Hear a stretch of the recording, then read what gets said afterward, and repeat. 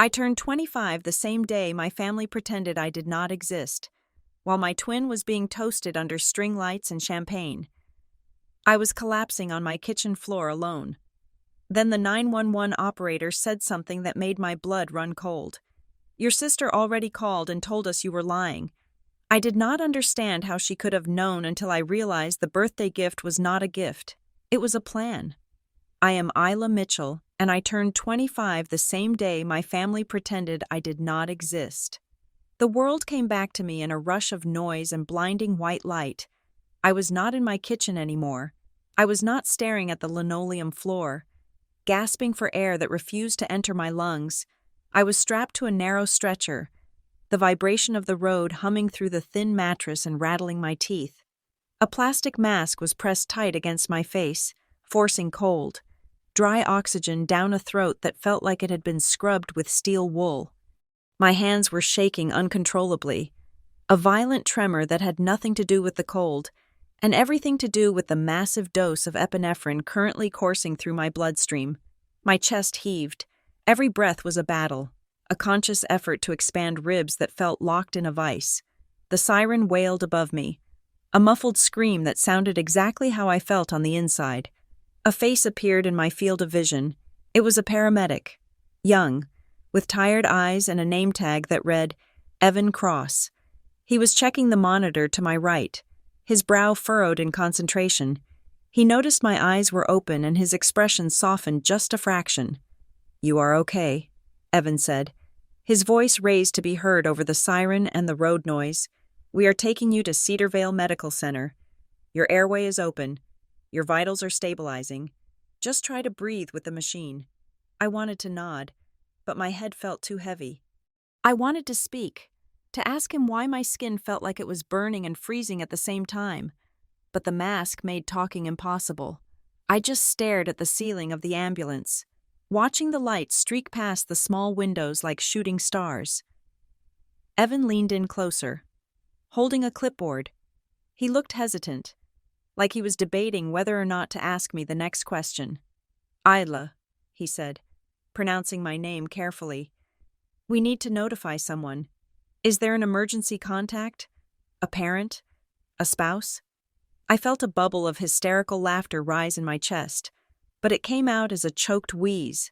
A parent. A spouse. The irony was so thick I could taste it, bitter as the hazelnut flower that had nearly killed me. My parents were currently under a canopy of fairy lights, drinking expensive champagne and toasting to the daughter they actually loved. My twin sister was currently blowing out candles on a 3-tier cake, basking in the adoration of 200 guests. I shook my head slowly against the pillow. Evan frowned. "No one? We can call your parents." I pulled the mask away just an inch, ignoring his protest. "They are busy," I rasped. My voice sounded like gravel. "Do not call them." Evan looked at me, and for a second, I saw something shift in his eyes. It was not just pity, it was confusion mixed with a strange, dark realization. He lowered the clipboard and sat on the bench beside the stretcher. Looking at his hands for a moment before meeting my gaze again, "There is something you need to know," he said. His voice dropped, becoming quieter, more serious. The siren seemed to fade into the background. "What?" I whispered. "We did not just get your call," Evan said. He paused, choosing his words with extreme caution. "We received a call about 6 minutes before yours came in. From the same address." I froze, my heart, already hammering from the adrenaline, skipped a beat. Before mine? That was impossible. I was alone in the apartment. I had locked the door. I had been the only one there when I took that bite of cake. "Who?" I asked. "A woman," Evan said. "She identified herself as your sister." Sloan. The name hit me harder than the allergic reaction. Sloan called. Sloan knew. She told the dispatcher to disregard any calls coming from your number. Evan continued, and his jaw tightened as he spoke. "She said you were having a mental health episode. She told us explicitly not to rush because you make things up for attention. She said you were lying." The air in the ambulance suddenly felt very thin. Despite the oxygen mask I pressed back to my face. "She told you I was lying?" I repeated. my mind racing to catch up with the horror of it. Evan nodded. If we had listened to her, if we had classified your call as a non-emergency psychiatric hold instead of a Code 3 anaphylaxis, you would be dead right now. Your airway was almost completely closed when we arrived. Another 5 minutes and we would be having a very different conversation. I closed my eyes. The rhythmic beeping of the heart monitor was the only thing grounding me to reality. Sloan had called 911. She had not called to save me. She had called to ensure no one else would. My mind flashed back to the day before. The memory was sharp, cutting through the haze of medication. I was standing in the foyer of my parents' house, clutching my car keys, looking at the decorations being set up in the backyard. The tent was massive, white silk draped over gold poles. Caterers were carrying trays of crystal glasses. It looked like a wedding, but it was just a birthday party. Sloane's birthday party, I had asked, stupidly, if I should come early to help set up. My mother, Darlene, had turned to me. She was holding a clipboard, checking off items on a list that was longer than my arm. She did not even look up when she spoke. "Stay home. Nobody wants you there," she had said. It was not shouted. It was not angry. It was stated with the same casual indifference one uses to tell a solicitor they are not interested. It was a fact. The sky is blue. Water is wet. Nobody wants Isla there. I had left without another word. I was used to the exclusion. I was used to being the shadow to Sloane's light. But this was different. This was active malice. I opened my eyes and looked at Evan. He was watching me, waiting for a reaction. She called before I even took the bite. I whispered, the realization forming like ice in my stomach. Evan looked confused. "What do you mean? If she called 6 minutes before I called," I said, my brain working faster now, connecting dots I had been too blind to see. Then she called before the reaction started. She knew I was going to eat that cake. She knew what was in it, and she knew I would call for help. Evan's face went pale. He was a medical professional, trained to deal with trauma, but he was not ready for this. He was witnessing a murder attempt disguised as a sibling rivalry. "This wasn't a prank," he said, more to himself than to me. "No," I said, "it was an execution." I lay back against the stretcher, the vibration of the road feeling less like a rattle and more like a drumbeat of war. For 25 years, I had played the role they assigned me, the dramatic one, the sensitive one, the one with the weird allergies and the bad attitude. I had let them paint me as the villain in their perfect family portrait because it was easier than fighting them. I had let them convince me that I was the problem. But villains do not send nut-filled cakes to people with severe nut allergies. Villains do not call 911 to cancel an ambulance for a dying woman. Sloane thought she was clever. She thought she had covered her tracks. She sent a gift. She tried to make peace. If I had died, it would have been a tragic accident. Poor Isla.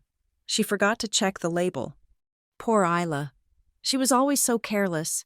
And look, Sloane even tried to call for help, but she was confused. She thought her sister was just having another one of her episodes. It was a perfect plan. Except for one thing, I lived.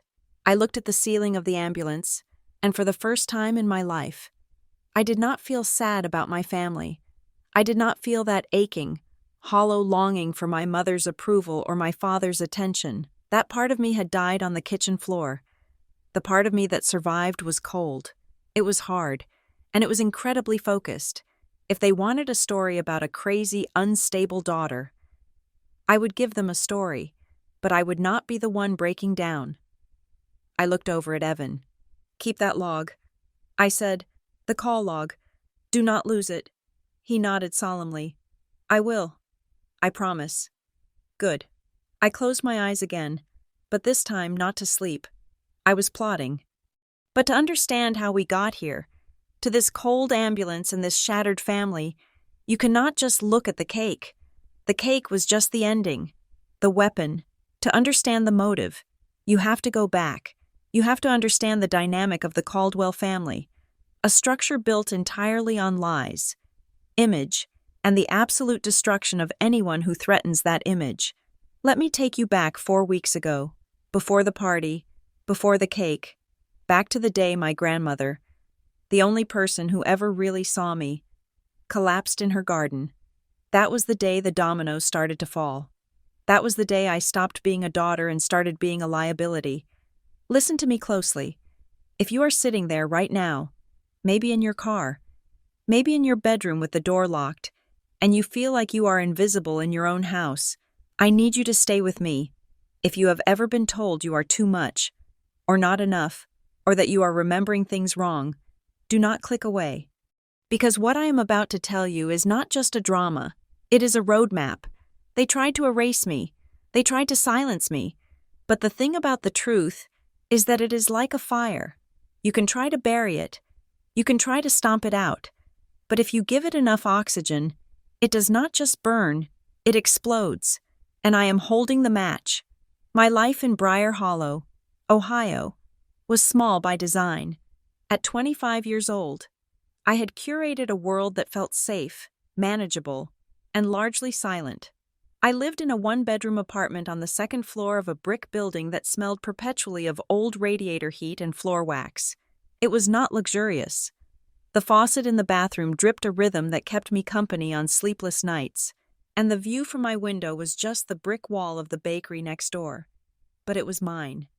I paid the rent with the check I earned every 2 weeks from the Northlake Civic Archives, a job that most people my age would find suffocatingly dull, but one that I treated with the reverence of a monk. I spent my days surrounded by the smell of decaying paper and binding glue, cataloging the lives of people who had been dead for 100 years. There was a comfort in it. The dead did not interrupt you. They did not tell you that you were remembering things wrong. They did not ask you to be someone else. I earned just enough to cover my bills, buy my groceries, and put a little bit away for a future I had not quite figured out yet. It was a quiet existence, a solitary loop of work, home, and sleep. However, there was one aspect of my life that required a level of vigilance that bordered on paranoia. My body was a minefield. Since I was a child, my allergy to tree nuts had been the defining constraint of my existence. It was not a mild intolerance. It was not a stomach ache. It was a biological switch that, if flipped, turned my own immune system into an assassin. I read every label 3 times. I asked waiters questions until I saw them roll their eyes. I carried 2 epinephrine auto-injectors in my bag, one in my car, and kept a spare set in my nightstand. To my family, this biological reality was just another character flaw. My mother, Darlene, called it my drama. My father, Russell, called it picky eating. My sister, Sloane, called it a plea for attention. I remember a Thanksgiving dinner 3 years ago when I refused to eat a stuffing that looked suspicious. Darlene had sighed, a long, ragged sound that sucked the air out of the dining room. "It is just a little pecan." "Isla," she had said, gesturing with her wine glass. "You act like it is cyanide. You always have to make the meal about you." I had eaten a bread roll from a plastic bag I brought myself, watching Sloane pick at the turkey while my parents doted on her recent promotion. That was the dynamic. I was the difficult one, the hypochondriac, the disruptor. Sloane was the golden child, the easy one, the success story. But there was one person who did not see me that way. Marjorie Keenan was 79 years old, with hair the color of spun silver and hands that were always warm. No matter the season, she was my grandmother, my mother's mother, and she was the only person on earth who made me feel like I was actually present in the room. Every Sunday, without fail, I would get into my used sedan and make the drive out to her house. It took exactly 35 to 40 minutes. Depending on the traffic near the old mill, her house was a sanctuary. It was a sprawling Victorian thing that had seen better days, cluttered with books, ceramic birds, and photos of ancestors whose names only she remembered. Unlike my parents' house, which was a museum of beige surfaces and sharp corners where nothing was allowed to be touched, Grandma Marjorie's house was alive. It smelled of lavender and dust. When I walked through her door, her face would light up in a way that made my chest ache. "There is my little birdie," She would say, "She called me Birdie because she said I was quiet and observant, always watching from the branch." It was a gentle nickname, a stark contrast to the way my mother said my name, which always sounded like she was dropping a heavy box. On those Sundays, we had a ritual. We would go into her kitchen, a bright yellow room that felt like sunlight even when it was raining, and we would bake, because of my allergies. Grandma had scrubbed her kitchen of any trace of nuts years ago. She bought special flour. She checked every label. She kept a separate set of mixing bowls just for me, stored in a high cabinet inside a sealed plastic bin, just to be safe. We made lemon butter cake. It was simple, tart, and dense, while the cake baked, filling the house with the scent of citrus and sugar. We would sit at her round oak table and drink tea. She would tell me stories about my grandfather, a man who had died before I was born but whom I felt I knew through her words. She told me secrets, too.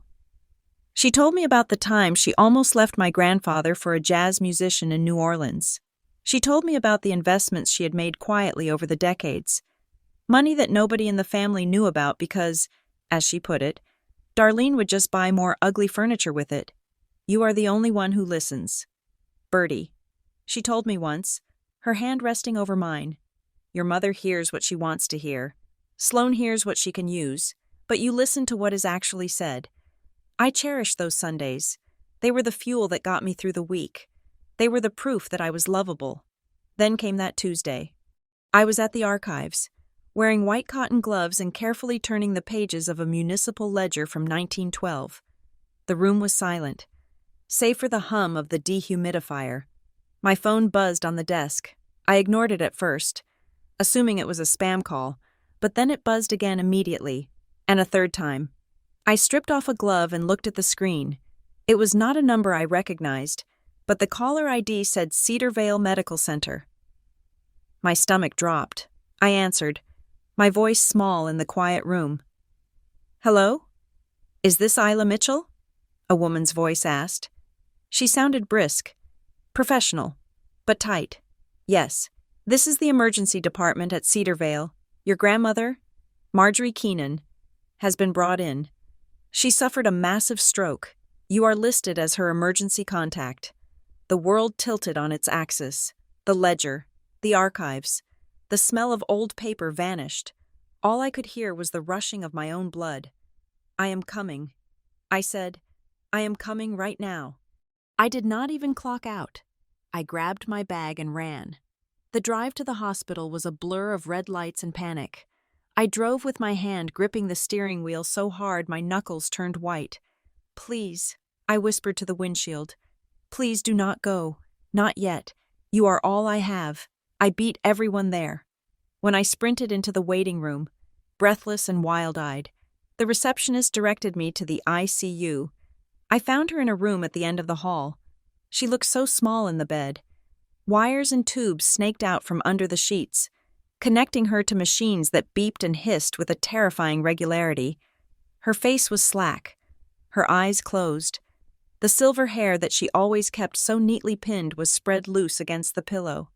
I collapsed into the chair beside her bed and took her hand. It was cold. For the first time in my life, her hand was cold. I sat there for an hour, just holding her hand and crying silently, listening to the ventilator force air into her lungs.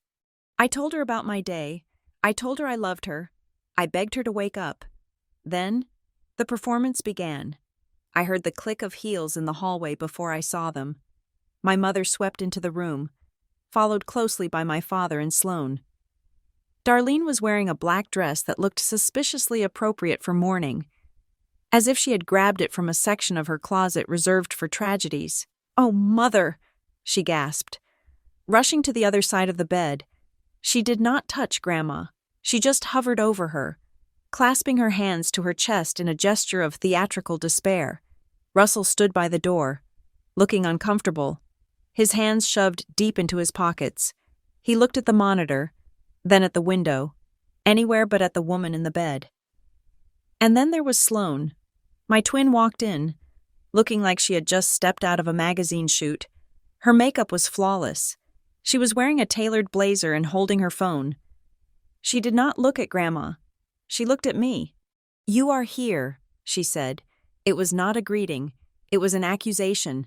"I got the call," I said, my voice thick with tears. Sloane rolled her eyes and looked down at her phone, her thumbs flying across the screen. She was texting someone. In the ICU, while our grandmother lay in a coma. "I called you," Darlene said to Sloane, ignoring me completely. "I told you to come straight here. Why did she get called?" She gestured at me as if I were a piece of furniture that had been delivered to the wrong address. "She is the emergency contact." "Mom," Sloane said, not looking up from her screen. "Grandma probably just forgot to update the file." Darlene made a noise of irritation. "Well, we will have to fix that." I watched them, feeling a coldness spread through me that had nothing to do with the hospital air conditioning. They were not here to say goodbye. They were not here to comfort her. They were here to manage the situation. A doctor came in a few minutes later, a tall man with graying temples and a kind face. He explained the situation. The stroke was severe. The prognosis was poor. There was very little brain activity. "We need to discuss her advance directives," the doctor said gently. "We need to know what her wishes were regarding life support." Darlene straightened up, wiping a non-existent tear from her cheek. "Of course, doctor. I am her daughter. I will make the decisions." "Actually," the doctor said, checking his clipboard, "Mrs. Keenan was quite specific. She designated a proxy." Darlene nodded vigorously. "Yes, I am sure she did." The doctor frowned at the paper. "It says here the medical proxy is Isla Mitchell." The silence that followed was absolute. Darlene froze. Sloane's thumb stopped moving on her screen. Russell actually looked at me for the first time. "That cannot be right," Darlene said, her voice dropping an octave. Her tone lost all its mournful softness and became sharp, like jagged glass. "My mother was confused lately. She probably mixed up the names." "She was not confused," I said. My voice was quiet, but it did not shake. "She knew exactly what she was doing." Sloane stepped forward, snapping her phone into her purse. "Isla cannot be the proxy. She is unstable. She has anxiety. She cannot make life or death decisions. She can barely order dinner without a panic attack." I looked at my sister. I saw the glint in her eyes. It was not concern. It was calculation. "I am the proxy," I said again, gripping Grandma's cold hand tighter. "And we are not turning anything off yet. She needs time." The doctor looked uncomfortable. He sensed the tension, the venom in the room. "Legally, I have to follow the document unless there is a court order," he said.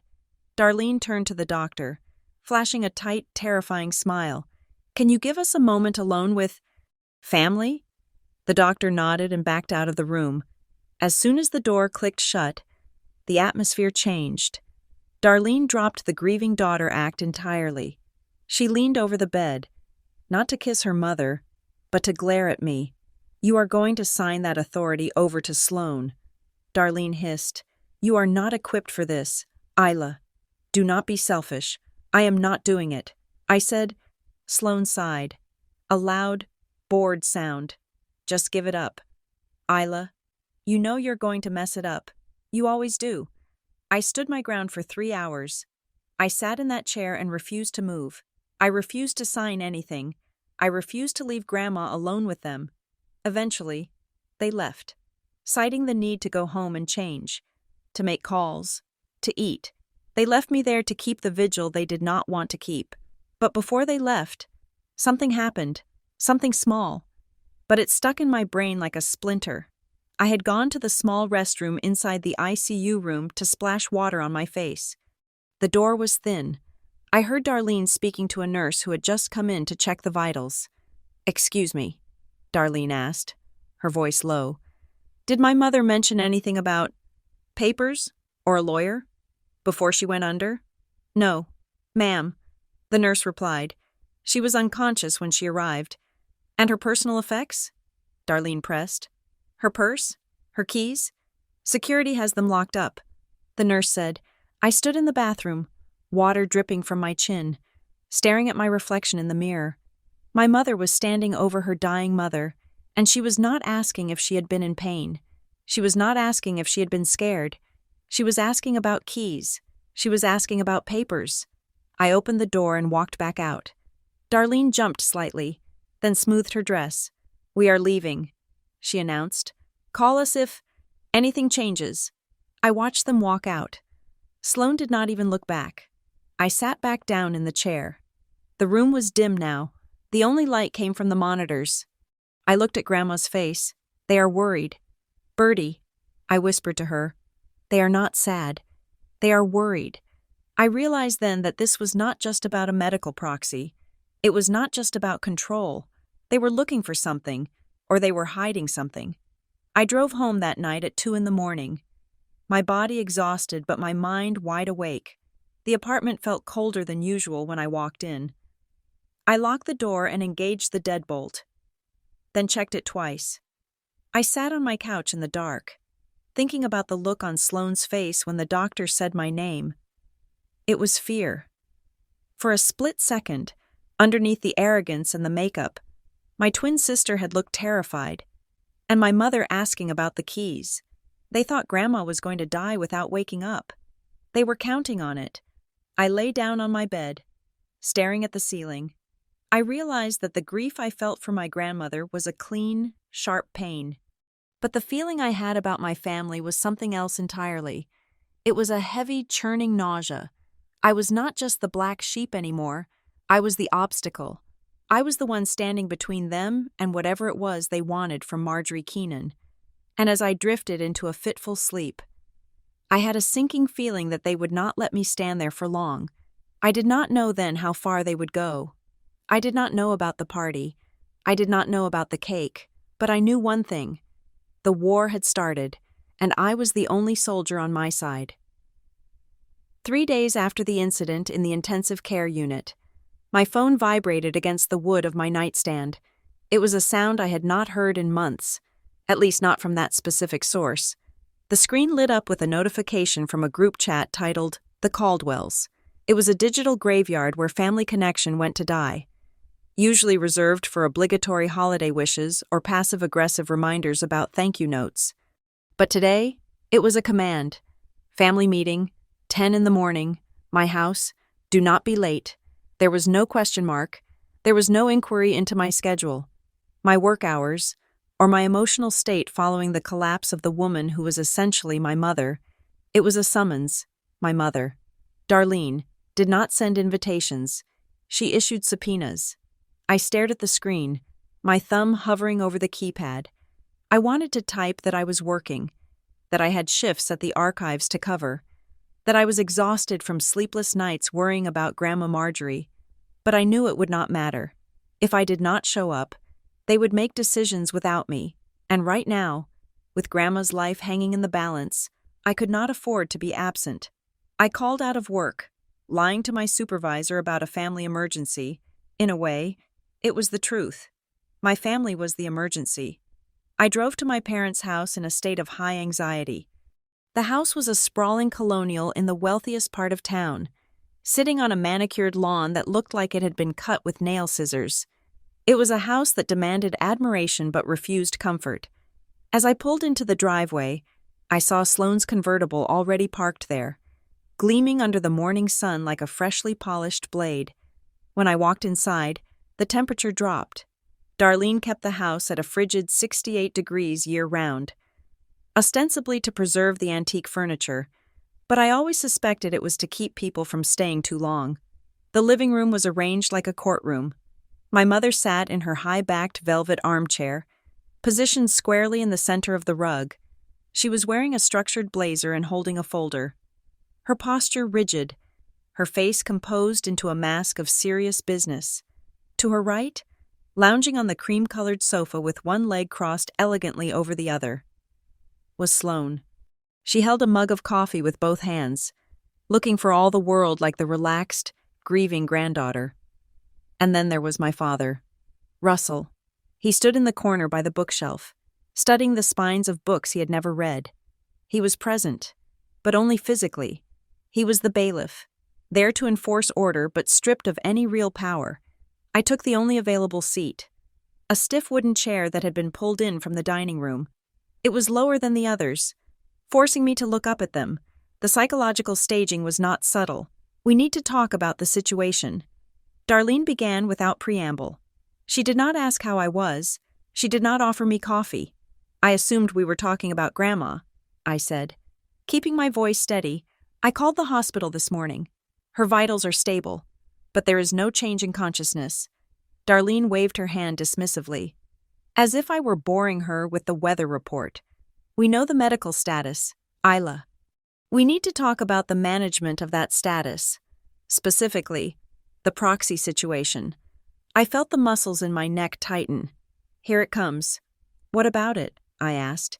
"We have been reviewing the files," Sloan said, speaking up for the first time.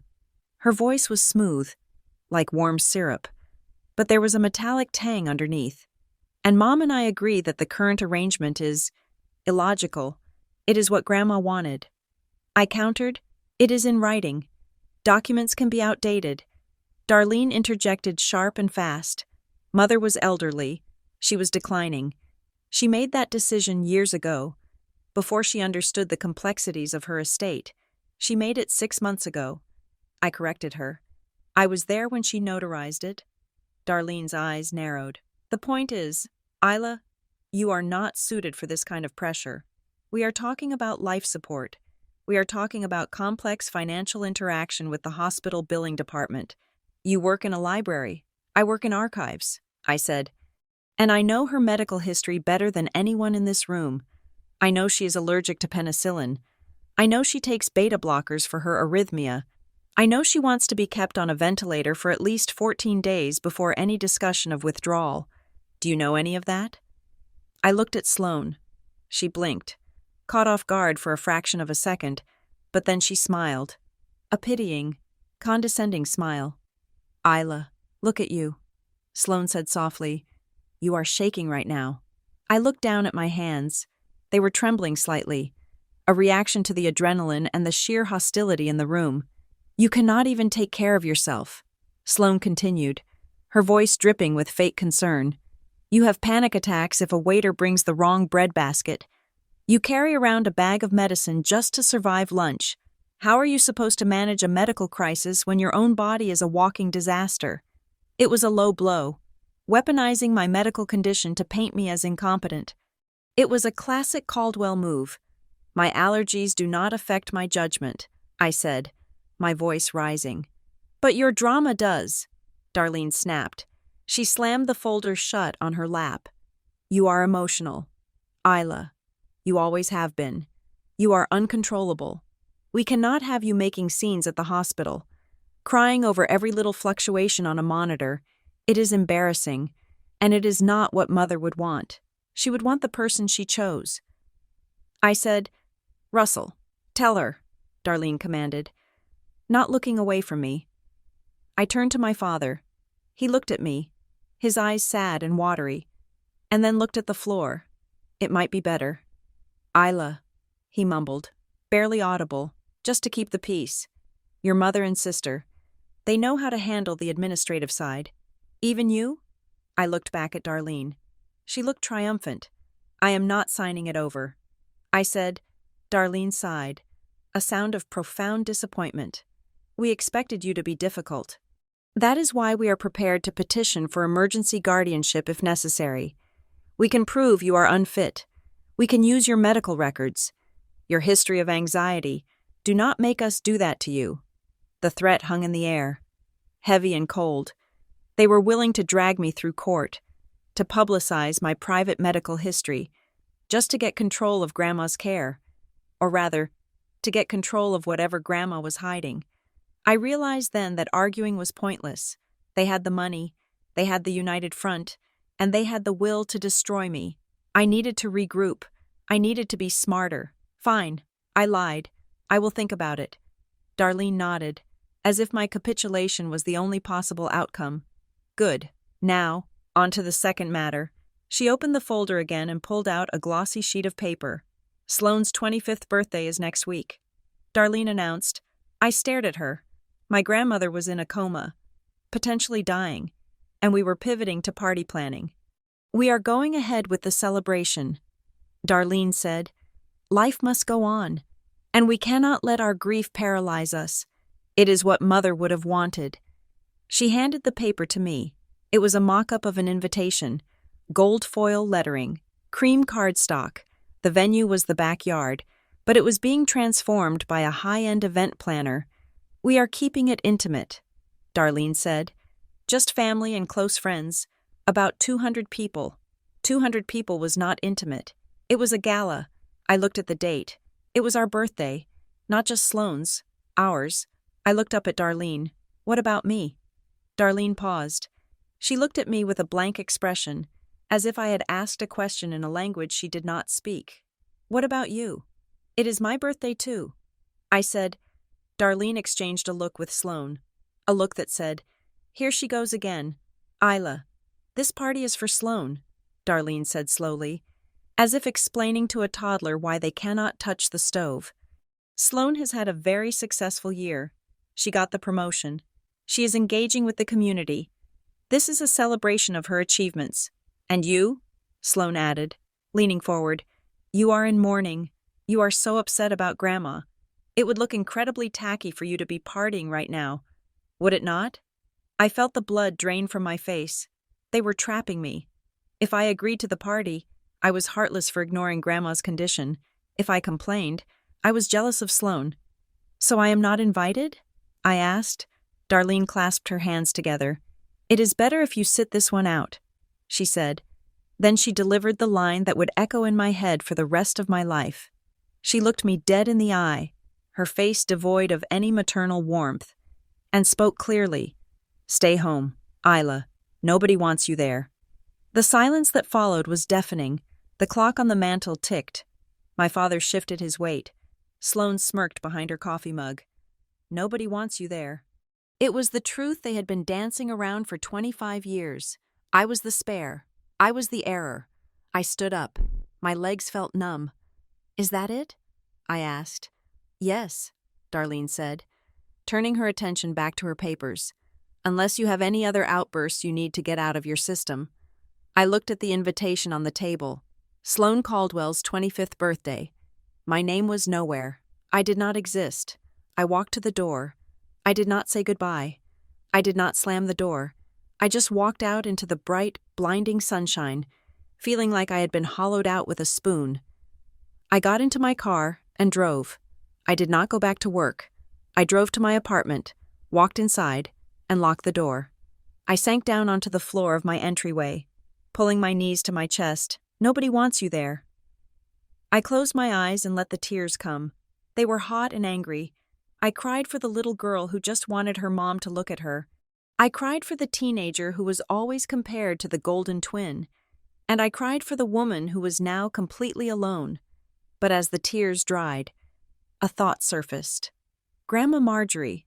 She knew. She had always known. I scrambled up and ran to my bedroom. I pulled open the bottom drawer of my nightstand, digging under layers of old socks and journals until my fingers brushed against thick, textured paper. It was an envelope. Grandma had given it to me 3 years ago. On the day I graduated from college, a day my parents had missed because Sloane had a minor fender bender and needed emotional support, Grandma had pressed it into my hand and whispered, "Do not open this unless the sky is falling. Bertie, unless you feel like you have nowhere to turn." I had almost forgotten about it. I sat on the edge of my bed and tore open the seal. Inside was a single sheet of stationery, covered in Grandma's looping, elegant handwriting. "My dearest Bertie, if you are reading this, I am likely gone, or unable to speak for myself. And if you are reading this, it means the wolves are at the door. I know my daughter. I know my family. They love power more than they love people. When things get messy, and they will get messy, do not try to fight them alone. You have a heart, Isla, and they will use it against you. You need a shield. Find Grant Wilder. He has an office on 4th Street. He holds the truth. He holds the keys. Tell him I sent you. Stay strong. You are the only real thing in that family. Love, Grandma." I stared at the name. Grant Wilder. I had never heard of him, but Grandma had trusted him. I looked at the date on the letter. She had written it years ago. She had seen this coming. She had known that one day Darlene and Sloane would try to erase me. I folded the letter and put it back in the envelope. Stay home. Nobody wants you there. Fine. I would stay home. I would not go to their party. I would not play their game. But I was not going to disappear. I picked up my phone and searched for Grant Wilder. The results came up instantly. A law firm, small, discreet, specializing in estate planning and litigation. I hit the call button.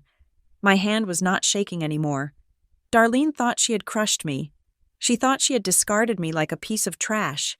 But she had made a mistake. She had given me nothing left to lose. And a person with nothing to lose is the most dangerous person in the world. The evening before my 25th birthday arrived with a silence so heavy it felt like a physical weight pressing against the windows of my apartment.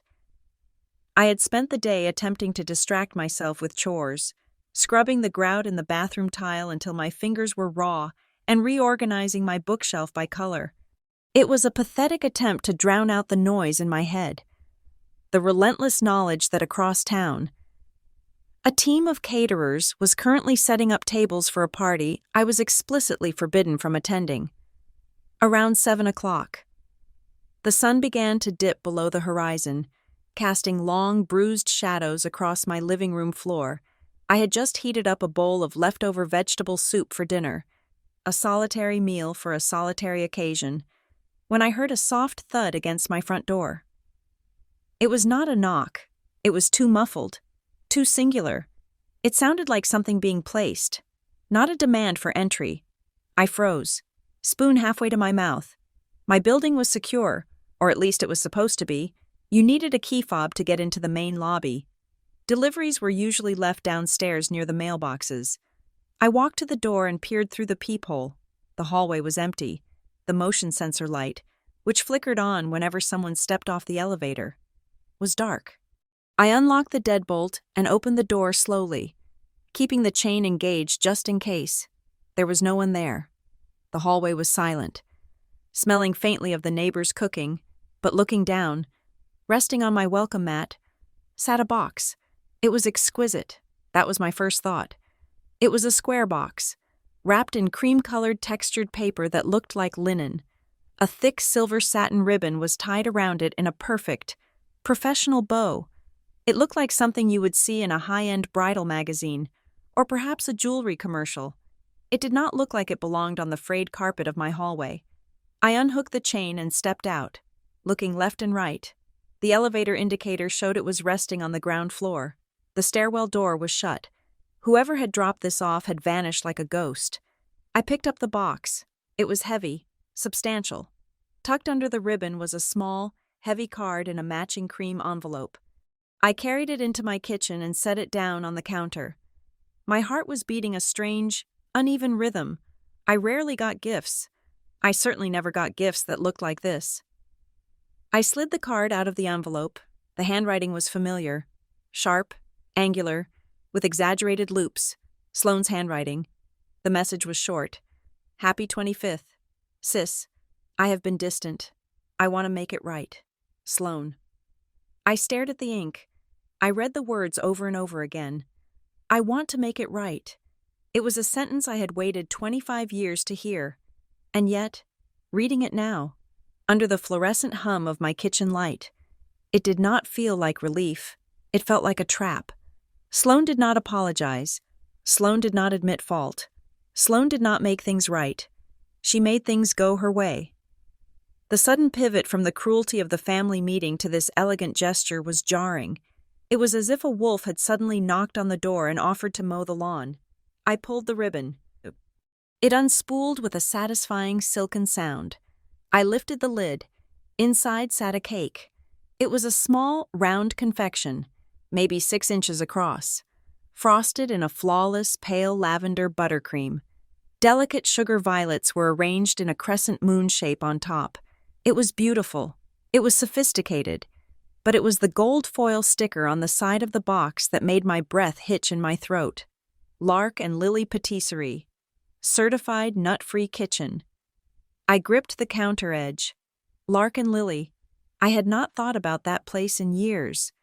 When I was 19, during a brief window where I thought my family might actually care about my life, I had raved about this bakery. It was 40 minutes away, in the next county. But it was one of the few high-end bakeries in the state that was strictly nut-free. I had told my mother and Sloan about it, describing the safety I felt eating there, how nice it was to order a pastry without interrogating the chef. They had laughed at me then. Sloan had called it my special snowflake bakery. They had never offered to go. Now, 6 years later, a cake from that exact bakery was sitting on my counter. How did she remember? I whispered to the empty room. Sloan could not remember my blood type. She could not remember the name of the degree I had studied for 4 years. She certainly did not remember a random bakery I had mentioned in passing half a decade ago. Unless she had help, unless this was not just a memory, but research. I leaned closer to the cake. It smelled divine. Vanilla and sugar, and something floral. It smelled safe. The label was right there. Certified nut-free. It was the golden ticket. It was the passport to a normal birthday. But then my eyes drifted back to the card lying on the table. I read it again, looking for the catch. And there it was. I had missed it the first time because my brain had auto-corrected it. Or perhaps because I did not want to see it. But the salutation was not just Happy 25th. Sis, it read, Happy 25th. Goose. Goose, a cold shiver walked down my spine. Sloan never called me Goose. Nobody called me Goose except Darlene, and she only used it when she was mocking my anxiety. It started when I was 7, after I got startled by a car horn. You are such a silly goose. Isla, always honking and running. It was a nickname dripping with condescension. A reminder that I was frantic and foolish. Why would Sloan use a nickname that was essentially an insult in an apology note? It did not fit. The gift said, I love you and I see you. The nickname said, you are pathetic. I pulled my phone out of my pocket. My instinct was to document this. I wanted to take a picture of the box, the label, the cake. I opened the camera app and framed the shot. The flash went off, a harsh burst of light that illuminated the lavender frosting for a split second. I looked at the photo on my screen. It looked innocent. A birthday cake, a peace offering. I opened Instagram. I typed out a caption. Sometimes people surprise you. I hovered my thumb over the post to story button, but I could not press it. A feeling of intense unease washed over me. It felt like the air pressure in the room had dropped. I felt watched. I looked toward the window. The blinds were drawn, but I had the sudden, irrational sensation that if I peeked through the slats, I would see a car parked down on the street. Engine idling. Someone watching my second-floor window. I deleted the draft. I did not post the photo. I did not text Sloan to say thank you. I put the lid back on the box. I slid the ribbon back on. Though I did not tie it, I left it on the counter, sitting there like a monolith. I went to bed early, curling up under my duvet, but sleep was a fragmented, jagged thing. When I finally drifted off, I dreamt of Grandma Marjorie.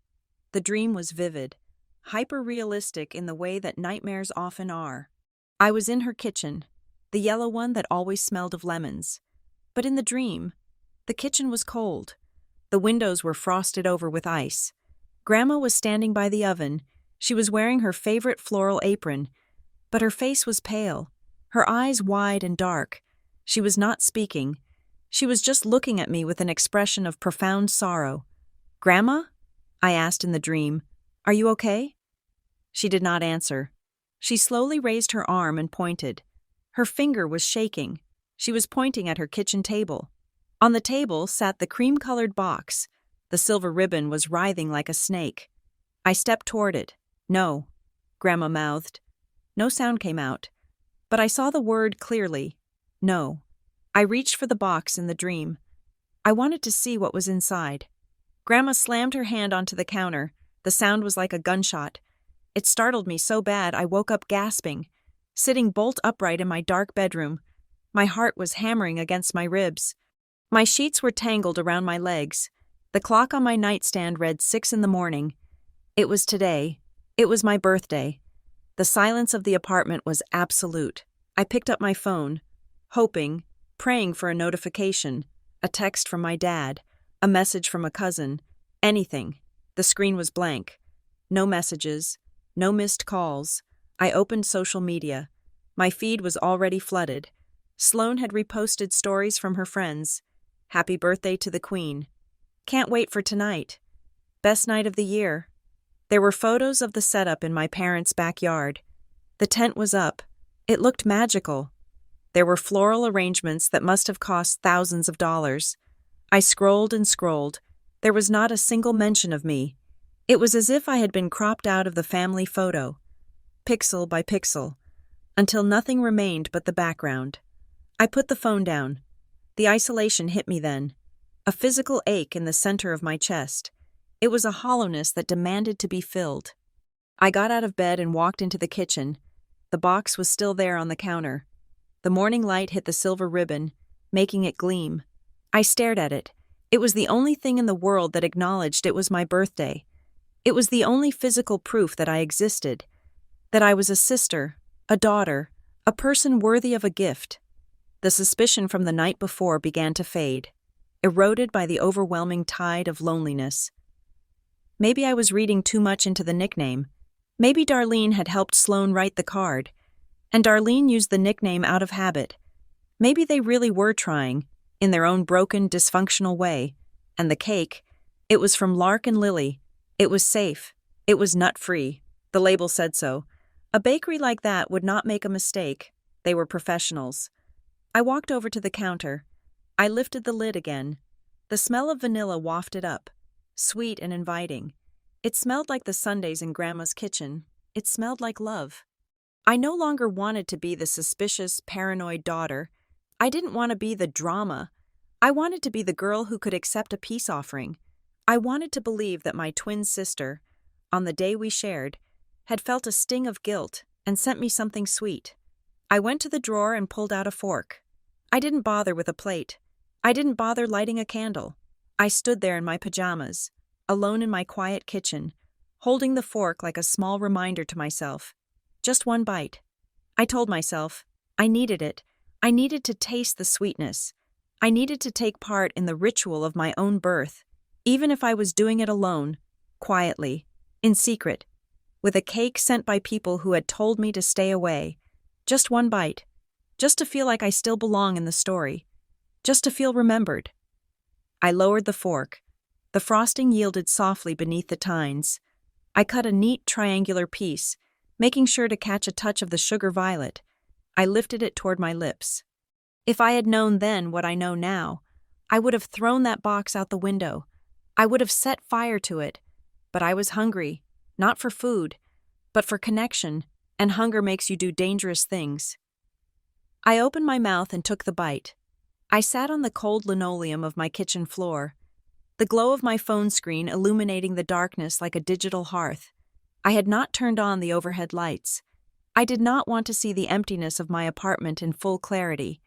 Instead, I let the blue light wash over me as I opened Instagram, my thumb hovering over the icon like a moth drawn to a flame that I knew would burn me. The feed refreshed, and there it was. It was not just a party, it was a coronation. The photos were professional, high-resolution shots that had been uploaded in real time by the event photographer my mother had hired. The backyard of my parents' house had been transformed into something unrecognizable. A massive white sailcloth tent rose into the night sky, strung with thousands of Edison bulbs that created a canopy of warm, golden starlight. There were long banquet tables draped in crushed velvet, crystal stemware catching the light, and towering floral arrangements of white hydrangeas and peonies that must have cost more than my car. I saw the guests, 200 people, a sea of cocktail dresses and tailored suits, all laughing, all holding champagne flutes. I saw my cousins, people I had grown up with, clinking glasses. I saw my father, looking dashing in his tuxedo, actually smiling, a rare sight. And then I saw her, Sloane, She was wearing a shimmering silver gown that hugged every curve. A tiara perched playfully on her perfectly styled hair. She looked radiant. She looked like the protagonist of the universe. In one photo, she was throwing her head back in laughter, flanked by her friends. In another, she was hugging my mother, who looked at her with an expression of adoration I had never once received in 25 years. The caption read, "25 feels like magic. So grateful for my tribe." Her tribe. A tribe that had systematically exiled one of its own members. I put the phone down on the floor. Face up. The light from the screen cast long, dancing shadows against the cabinets. I felt a tear slide down my cheek. Hot and stinging, but I wiped it away angrily. I was not going to cry over a party. I was not going to let them win. I looked at the cake box on the counter. The cream-colored linen paper, the silver ribbon, the promise of a peace offering. I stood up, my legs feeling heavy, and retrieved the small cake.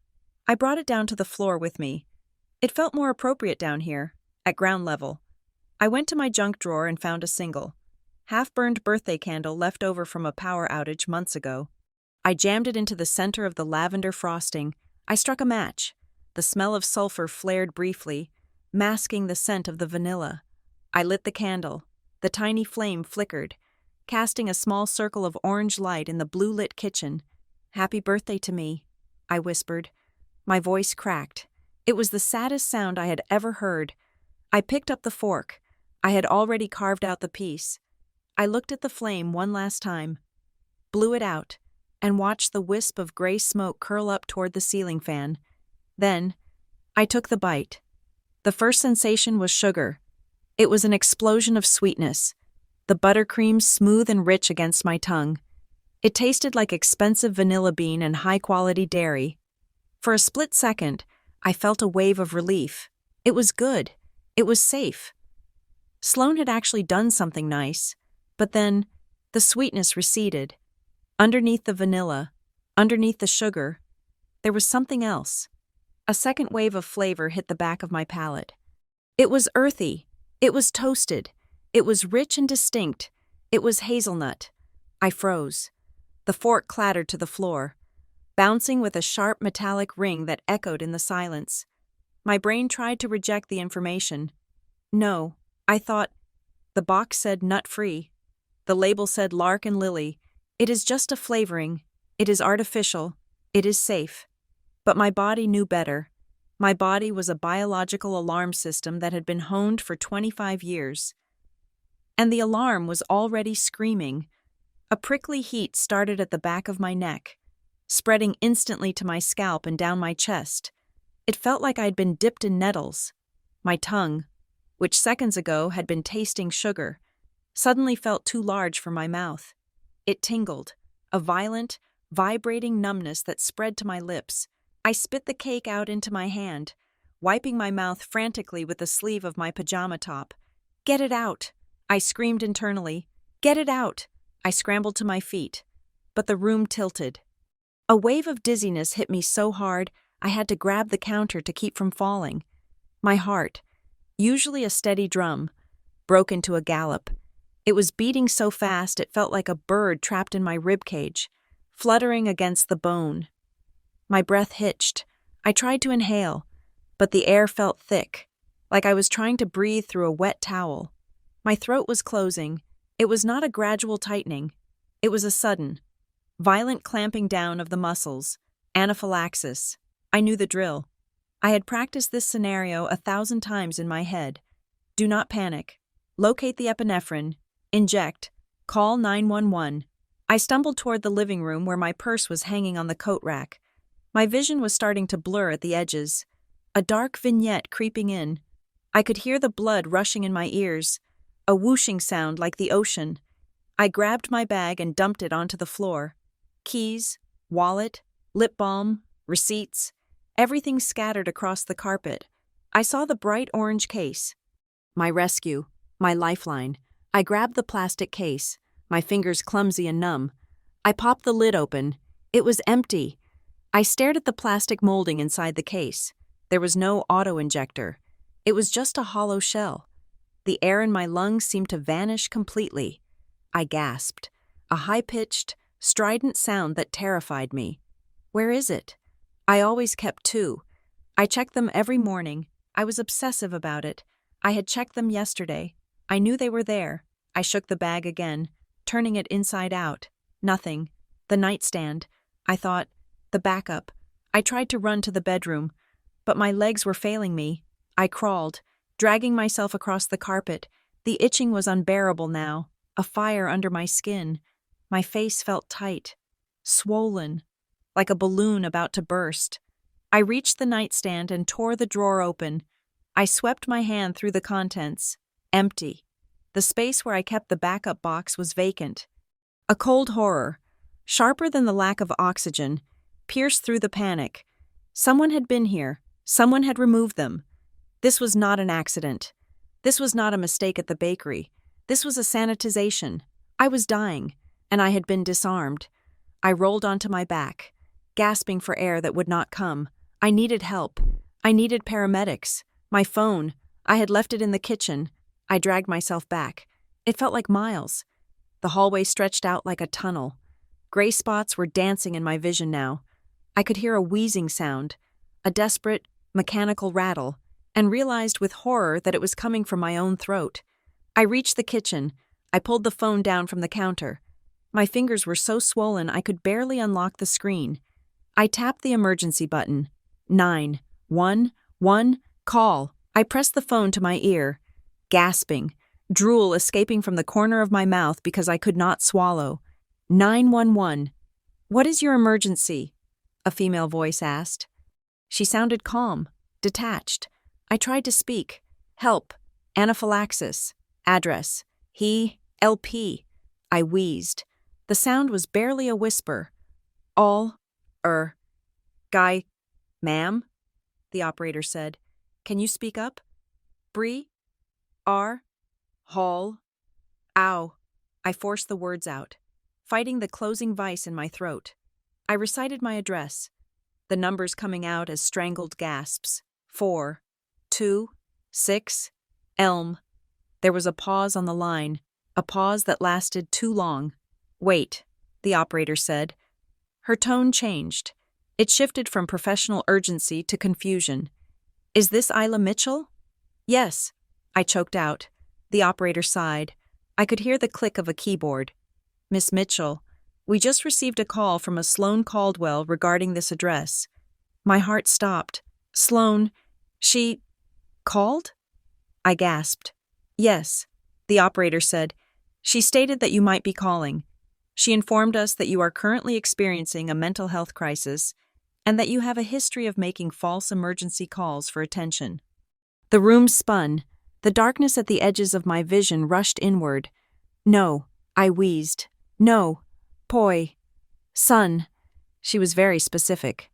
The operator continued, and her voice was stern now. She said you would claim an allergic reaction. She asked us not to send a full response team because you tend to become combative when paramedics arrive. She said to prioritize real emergencies. I felt a scream build in my chest, but it had nowhere to go.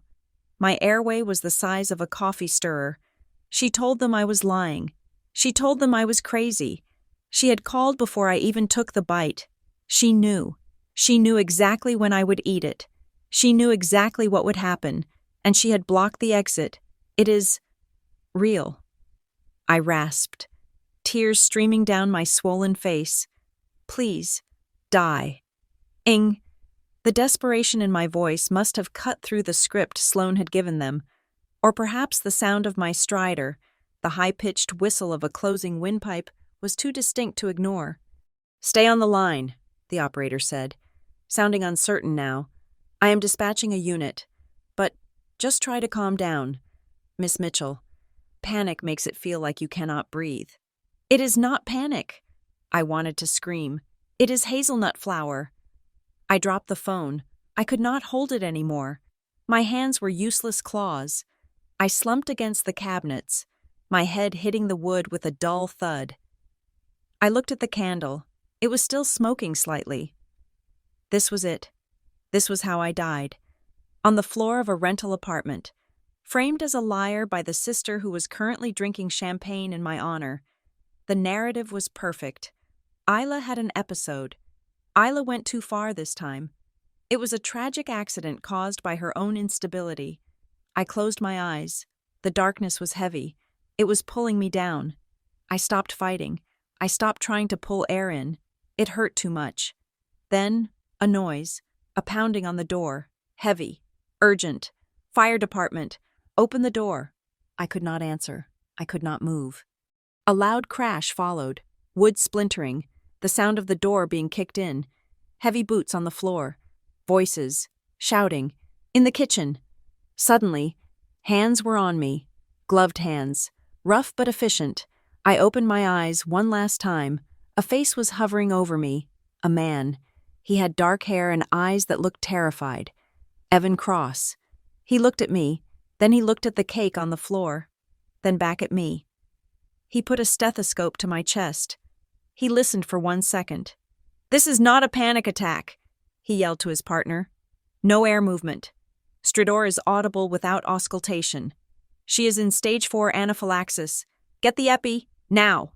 He ripped the sleeve of my pajama top. I felt the cold swipe of an alcohol pad, followed immediately by the sharp, saving jab of a needle into my deltoid. He did not wait. He grabbed an oxygen mask and pressed it over my face, his hand cupping my jaw to tilt my head back. "Breathe, Isla," he commanded. "Come on, fight it." I felt the rush of the drug. The adrenaline hit my system like a lightning bolt. My heart hammered harder, but the vice in my throat loosened just a fraction. A tiny thread of oxygen made it down. Evan was looking at me, his face inches from mine. He was checking my pupils. "We got the call from your sister," he said, his voice low and furious. "She said you were faking. She said to take our time." He looked at the hives rising on my neck, the blue tint of my lips, the undeniable reality of my body shutting down. He leaned closer, his eyes burning with intensity. "You are not faking," he said, and it sounded like a vow, and someone is trying very hard to make sure you die looking like a liar. I looked at him, unable to speak, tears leaking into the oxygen mask. "I am not going to let that happen," Evan said. He lifted me onto the stretcher as if I weighed nothing. As they wheeled me out of the apartment, past the broken door, I saw the cake box still sitting on the floor. The silver ribbon was untied. The lie was exposed, and as the siren began to wail, drowning out the silence of the night, I made a promise to myself. If I lived through this night, I was not just going to survive, I was going to return the gift. The silence of a hospital room at 3 a.m. is a heavy, suffocating thing. It is not peaceful. It is filled with the rhythmic hissing of oxygen valves, the intermittent beeping of cardiac monitors, and the muffled footsteps of nurses in the hallway, the soundtrack of people surviving by the skin of their teeth. I lay there for 4 hours before anyone came. The doctors had stabilized me, pumping me full of steroids and antihistamines until the swelling in my throat subsided enough to remove the oxygen mask. My body felt like it had been run over by a truck. My chest ached from the strain of fighting for air, and my tongue still felt too large for my mouth. A lingering reminder of the poison I had swallowed. I stared up at the ceiling tiles, counting the tiny perforated dots, 142 in the row above my head, 142 reasons why I shouldn't even be here. I knew they were coming. I knew they wouldn't miss the opportunity to perform, and sure enough, just as the sun began to leak a pale, sickly gray light through the blinds, the door to my room eased open. Sloane entered first. The visual contrast was striking. I lay in a hospital gown that smelled of industrial bleach, my hair matted with sweat, an IV line taped to my bruised hand. Sloane walked in wearing her silver birthday gala gown. Though she'd added a cashmere shawl to look more demure, she was holding a massive bouquet of white lilies. White lilies. The flower of funerals. The flower of sympathy. The flower you bring when you want to look like you care. But you don't actually know what the person likes. She swept to the bedside, her heels clicking sharply on the linoleum. Her eyes were red-rimmed. Her makeup was slightly smudged, just enough to suggest distress, but not enough to ruin her aesthetic. "Oh," Isla, she breathed, her voice trembling with a vibrato that would have impressed a Broadway casting director. We came as soon as the party ended. We were so worried. She placed the flowers on the bedside table, right next to the pitcher of water I was not allowed to drink yet. Behind her, Darlene and Russell entered. They completed the tableau. My mother was clutching a handkerchief, her face set in a mask of long-suffering exhaustion. My father trailed behind, looking at his shoes, then at the monitor, then anywhere but at me. I watched them. I did not sit up. I did not speak.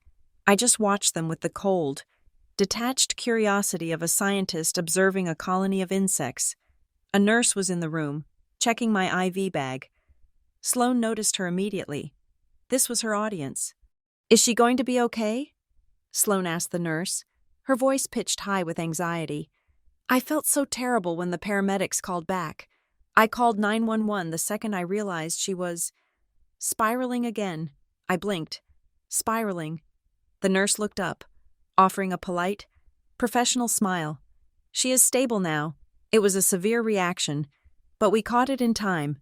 Sloane let out a long, shaky breath and pressed a hand to her chest. "Thank God. You know how she is. She gets these ideas in her head, and she just works herself up until her body reacts. I told the dispatcher that she tends to panic, but I'm just so glad you guys came anyway."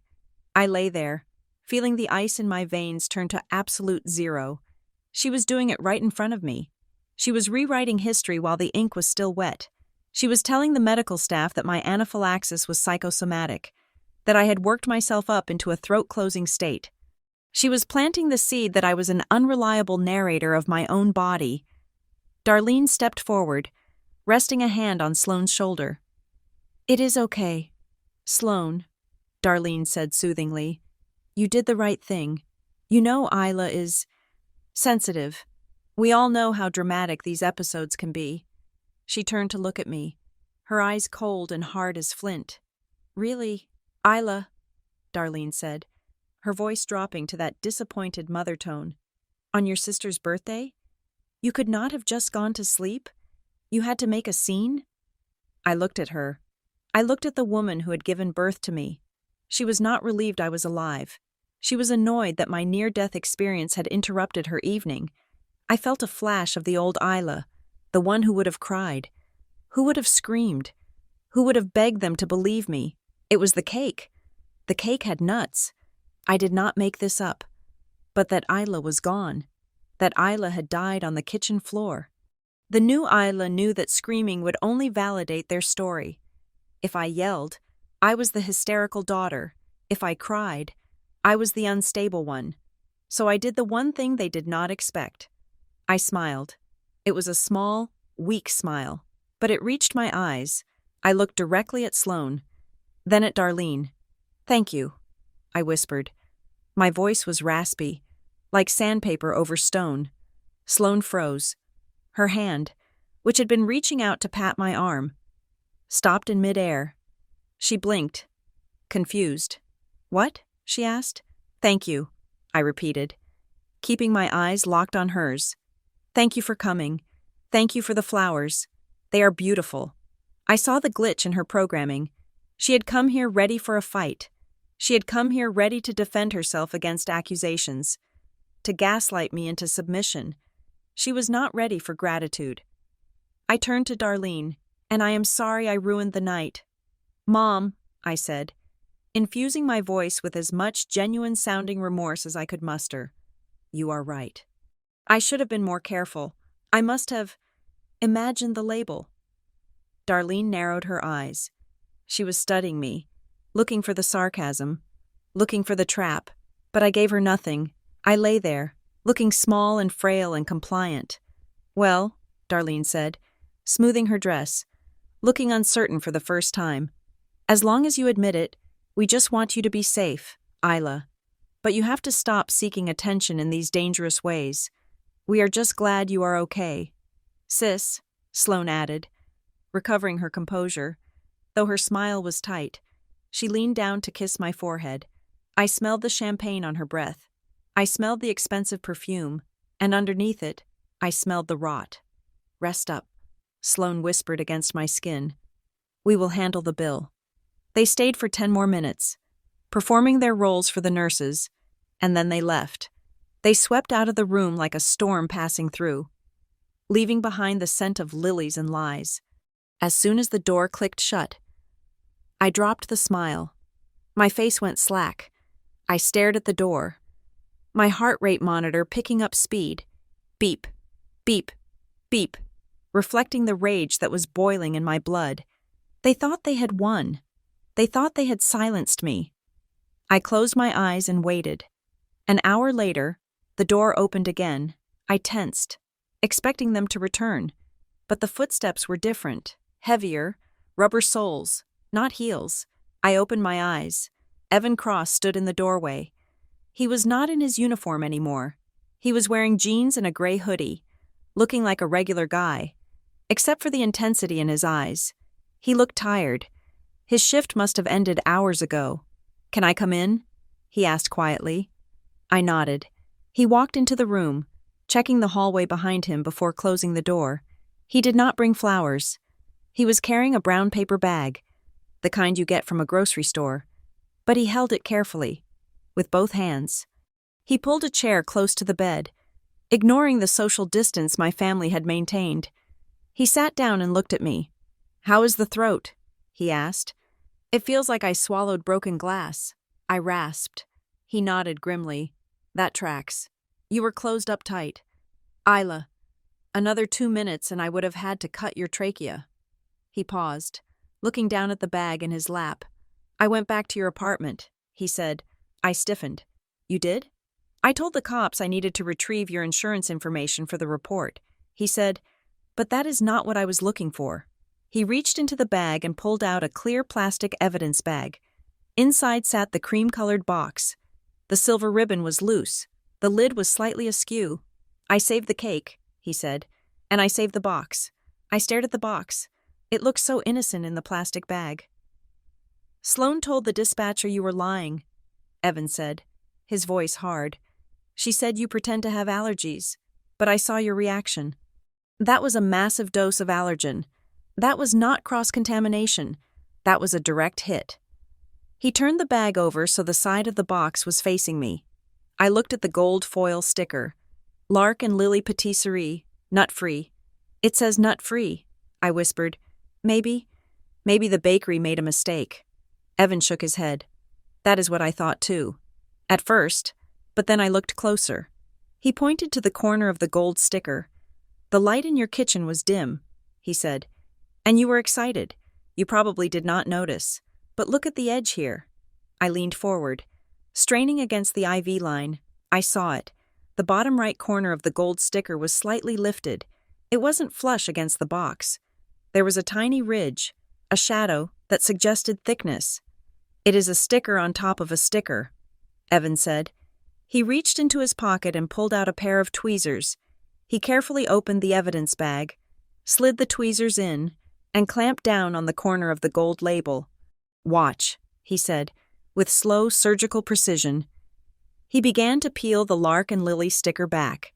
It came away with a soft tearing sound. The adhesive gave way, revealing the surface beneath. I stopped breathing. Underneath the elegant gold foil of the fake label was a completely different sticker. It was rustic, brown paper with black ink, Orchard and Hearth. It read, and below the name, in bold, cheerful letters, "Signature hazelnut flour cake." I stared at the words, Orchard and Hearth. I knew that bakery. It was famous in the county. It was famous for its nut-based pastries. Their slogan was literally, "From the nut to the oven." It was the antithesis of Lark and Lily. It was a place I would never, ever step foot in. "They did not just buy a cake with nuts," Evan said, his voice low and vibrating with anger. "They went to a bakery that specializes in nuts. They bought a hazelnut cake.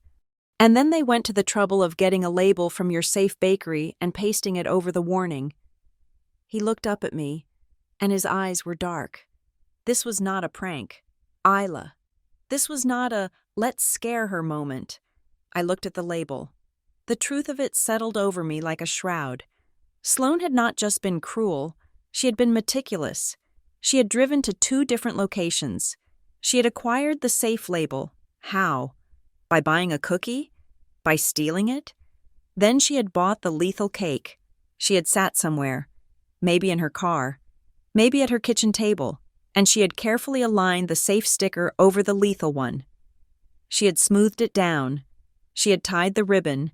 She had constructed a murder weapon out of sugar and flour, and then she had called 911 to make sure the antidote would not arrive. They wanted me dead, I whispered. The words felt foreign, impossible. My own family. Evan nodded slowly. If I had arrived 5 minutes later, he said, they would have gotten their wish, and everyone would have said it was a tragic accident. Poor Isla. She must not have checked the box. He sealed the evidence bag again. I kept this off the official medical report for now. Evan said, because if I file it, the police get it immediately, and if the police get it, your family gets notified, and if they know we have this, they will destroy it. I finished, or they will say I did it to frame them. Exactly. Evan handed me the bag. Hide this, he said. Do not let it stay in this room when you sleep. Give it to someone you trust. Put it in a safe. This is your smoking gun. I took the bag. My hands were shaking, but not from fear anymore, from clarity. I knew why they did it. I remembered the conversation in the ICU. Did she mention papers? Did she mention a lawyer? They needed me gone because I was the proxy.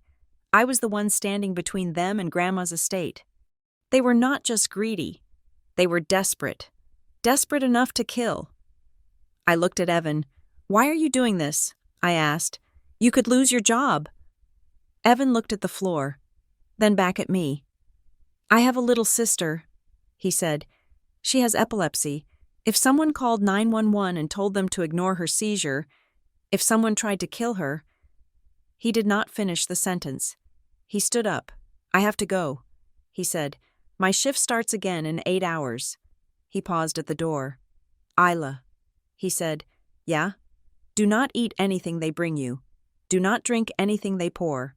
You are in a hospital, but you are in a war zone. I looked at the white lilies on the table. They looked like teeth. I know. I said, he left. I sat alone in the room, clutching the plastic bag to my chest. I looked at the peeled label, signature hazelnut flour. I felt a coldness settle into the marrow of my bones. It was a strange sensation. It was the death of the last shred of hope I had held for my family. The little girl who wanted her mommy was gone. The sister who wanted a connection was gone. They had tried to kill me. I reached for my phone. I dialed a number I had memorized but never called. Grant Wilder's office. A receptionist answered. I need to speak to Mr. Wilder. I said. My voice was no longer raspy. It was steel. I am sorry. He is in a meeting. Can I take a message? Tell him it is Isla Mitchell. I said, tell him Marjorie Keenan sent me. And tell him the wolves are not just at the door. They are in the house. There was a pause. Hold on. Miss Mitchell, I am putting you through. I waited. And as I waited, I looked at the lilies Sloan had brought. I reached out and knocked the vase off the table. It shattered on the floor. Water pooling across the linoleum. The white flowers lying broken in the glass shards. It was time to clean up. I walked out of Cedar Vale Medical Center 2 days later, not as a patient, but as a woman on a mission. My throat still felt tender, a phantom bruising that reminded me with every swallow that I had almost died, but my mind was clearer than it had been in years. I did not go home to my apartment to rest. I did not go to the police station. Not yet. I knew that if I walked into a precinct now with just a story and a box of cake, Darlene and Sloan would spin it. They would bring in high-priced lawyers. They would cry about my mental health history, and they would bury me under a mountain of doubt. I needed something undeniable. I needed the kind of proof that did not just whisper. I needed proof that screamed.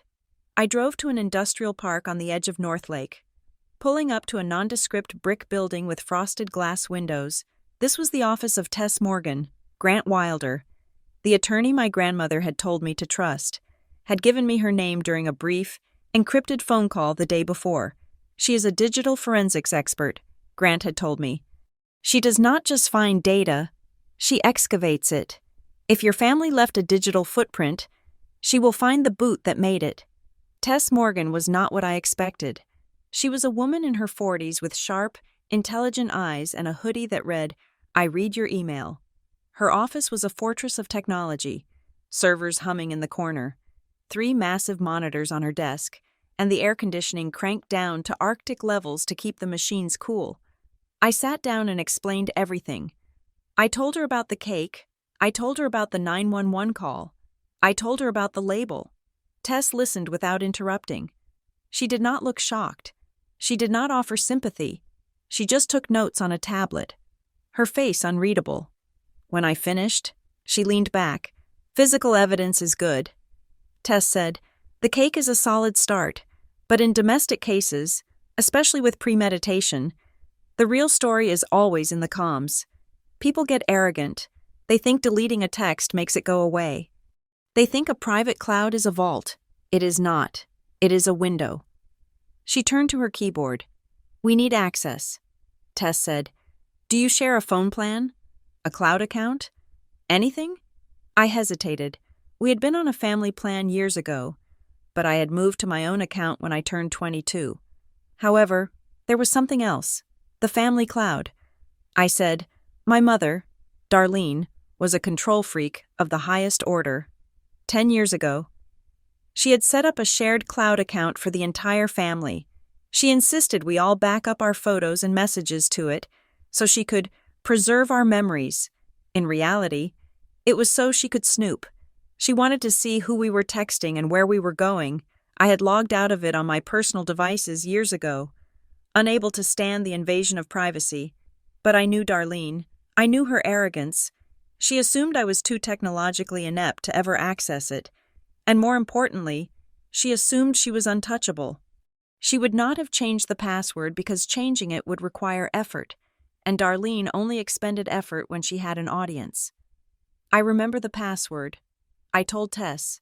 "Try it," Tess said, sliding a wireless keyboard toward me. I typed in the username, the Caldwell family, then the password. It was a phrase my mother loved, a phrase she had used to terrorize us into perfectionism since we were children. "Image is everything, 1990. I hit enter.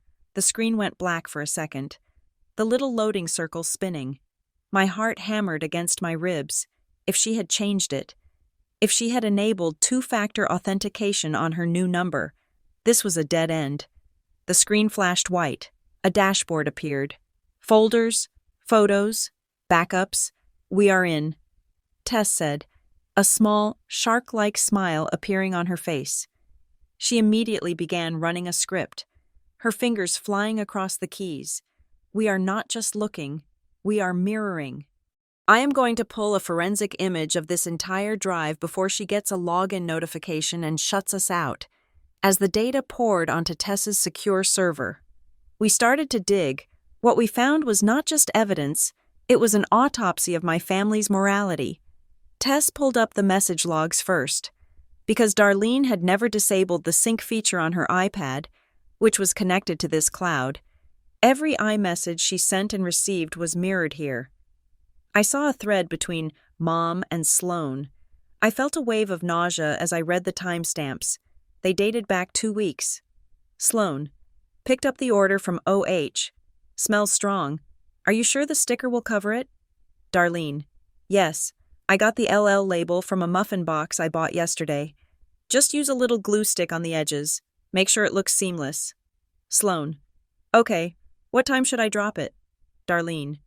Wait until 7 in the evening. She eats dinner then. She is usually alone. I want her to find it when she is hungry. I read that line twice.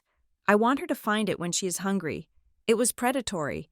It was the logic of a hunter setting a trap for a starving animal. Tess scrolled down. The timestamps moved to the night of the party. Sloan. Dropped it.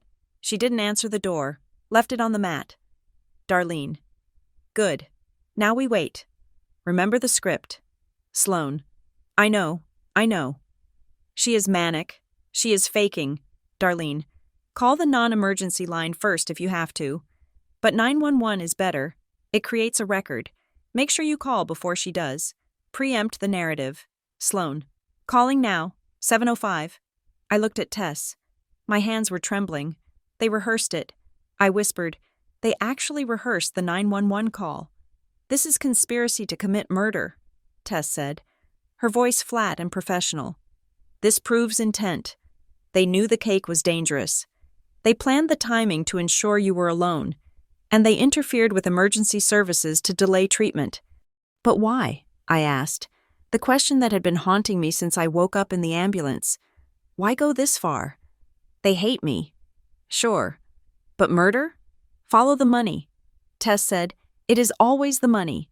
She opened a folder labeled Financials. Inside were hundreds of PDFs, bank statements, tax returns, estate planning documents. Darlene kept everything here. Tess searched for my name. A file popped up. Isla Mitchell. Life insurance policy. I frowned. I do not have life insurance. I am 25. I have a savings account with $3,000 in it. Tess opened the file. It was a policy from a major insurer, taken out 3 years ago. Look at the signature. Tess said, zooming in. It was my name, but it was not my signature. The loops were too big. The slant was wrong. It was Darlene's handwriting, disguised as mine. And look at the coverage amount. Tess said, $2 million. And the beneficiary? My eyes scanned the document. Primary beneficiary, Sloan Caldwell. The room spun. They took out a policy on me. I said, my voice barely audible. They forged my signature. Tess nodded. And look at the date of the policy. It creates a motive. $2 million is a lot of liquidity. Is your family in debt? I thought about the gala, the new cars, the constant renovations. They spend a lot. I said, I never knew how much they actually had. If they are cash poor and asset rich. Tess explained. A $2 million payout would solve a lot of problems, especially if the insured person dies in a tragic accident involving a known medical condition. It looks clean. The insurance company pays out. Sloan gets the money. I felt sick. I was not a daughter to them. I was an asset. I was a piggy bank that they had decided to break open. There is more, Tess said. She opened a folder labeled Home Security. Darlene had installed a new security system a month ago. She had made a big show of giving me a gift, a smart doorbell and a small camera for my hallway. For your safety, Isla, she had said. So we know you are okay living alone. I had thought it was invasive, but I had accepted it because I wanted them to care. Tess pulled up the video feed history. The camera in my hallway was not just recording motion. It was streaming to Darlene's phone. Tess clicked on a file dated the night of the party. I watched myself on the screen. I saw myself open the door. I saw myself pick up the cake box. I saw myself carry it into the kitchen. Then, I saw a text notification pop up on the screen capture because Darlene had screenshotted the feed to send to Sloan. Darlene. She took the bait. Get ready. They were watching me. I whispered. They were literally watching me walk to my death. Tess leaned back, cracking her knuckles. Okay, she said. We have the texts. We have the financial motive. We have the surveillance footage proving they monitored the attempt. Now we need to make sure this sticks. She plugged a hard drive into the computer. I am creating a forensic container. Tess explained. In court, a screenshot is useless. A defense lawyer will say you photoshopped it. They will say you spoofed the number. What we need is metadata. She pointed to the complex strings of code running down the side of the screen. This is the digital DNA, she said. It shows the device ID that sent the message. It shows the cell tower ping. It shows the exact millisecond the file was created. It proves that these messages originated from Darlene's iPhone 14 and Sloan's iPhone 15, not from a generator. She initiated the transfer. I am also establishing a chain of custody, Tess continued. I am logging exactly when we access this, who is present, and I'm hashing the files. That means giving them a unique digital fingerprint. If anyone tries to alter even a single pixel of this evidence later, the fingerprint will change, and we will know. This is bulletproof. Isla. While the files transferred, I saw one last folder. It was labeled Sloan Birthday Gala. Curiosity got the better of me. I asked Tess to open it. Inside were contracts with the caterer, the florist, the band, and there was an email thread with the event planner. The subject line was, Guest List Finalization. I read the email from my mother. Hi, Sarah. Attached is the final seating chart. Please ensure security has the updated list. Note that Isla Mitchell is strictly do not admit. If she shows up, she is to be removed immediately. No seat for Isla. We do not want any drama. No seat for Ela. It was written in black and white. It was not just an emotional rejection, it was a logistical directive. They had planned a party for 200 people, spent tens of thousands of dollars, and they had explicitly budgeted for security to throw me out. I stared at the screen. The pain I had felt earlier, the sharp, stinging heartbreak, was gone. In its place was something cold and heavy, like a stone in my stomach. I am not a family member to them. I said, my voice steady, I am a liability, and I am a paycheck. Tess pulled the hard drive out and handed it to me. You are the prosecutor now. Isla, she said. I took the drive. It was small, silver, cold to the touch. It contained the destruction of the Caldwell dynasty. What do I do? I asked. Tess looked me in the eye. You take this to Grant Wilder, she said, and then you wait. You do not post on social media. You do not text them angry accusations. You let them think they got away with it. You let them think you are the scared, sick little girl who is grateful to be alive. Why? I asked. Because, Tess said, a grim smile touching her lips. When people think they are safe, they get sloppy. They will say things, they will do things, and we will be ready. I stood up, putting the hard drive into my purse, right next to the new EpiPens I had bought that morning. I walked out of Tess Morgan's office into the bright afternoon sun. The world looked different now. The trees, the cars, the people, everything looked sharper. I was no longer the victim of a tragic allergy. I was no longer the neglected daughter. I was the girl holding the smoking gun. I got into my car and checked my phone. There was a text from Darlene. Hope you are resting. Sweetie, Sloan and I are going to check on Grandma today. Maybe you should stay home and recover, I typed back. My fingers steady. Thanks. Mom, I'm just resting. You guys go ahead. I hit send. I started the engine. I was not going home to rest. I was going to see Grant Wilder. And I was going to help him dig the grave they had tried to put me in.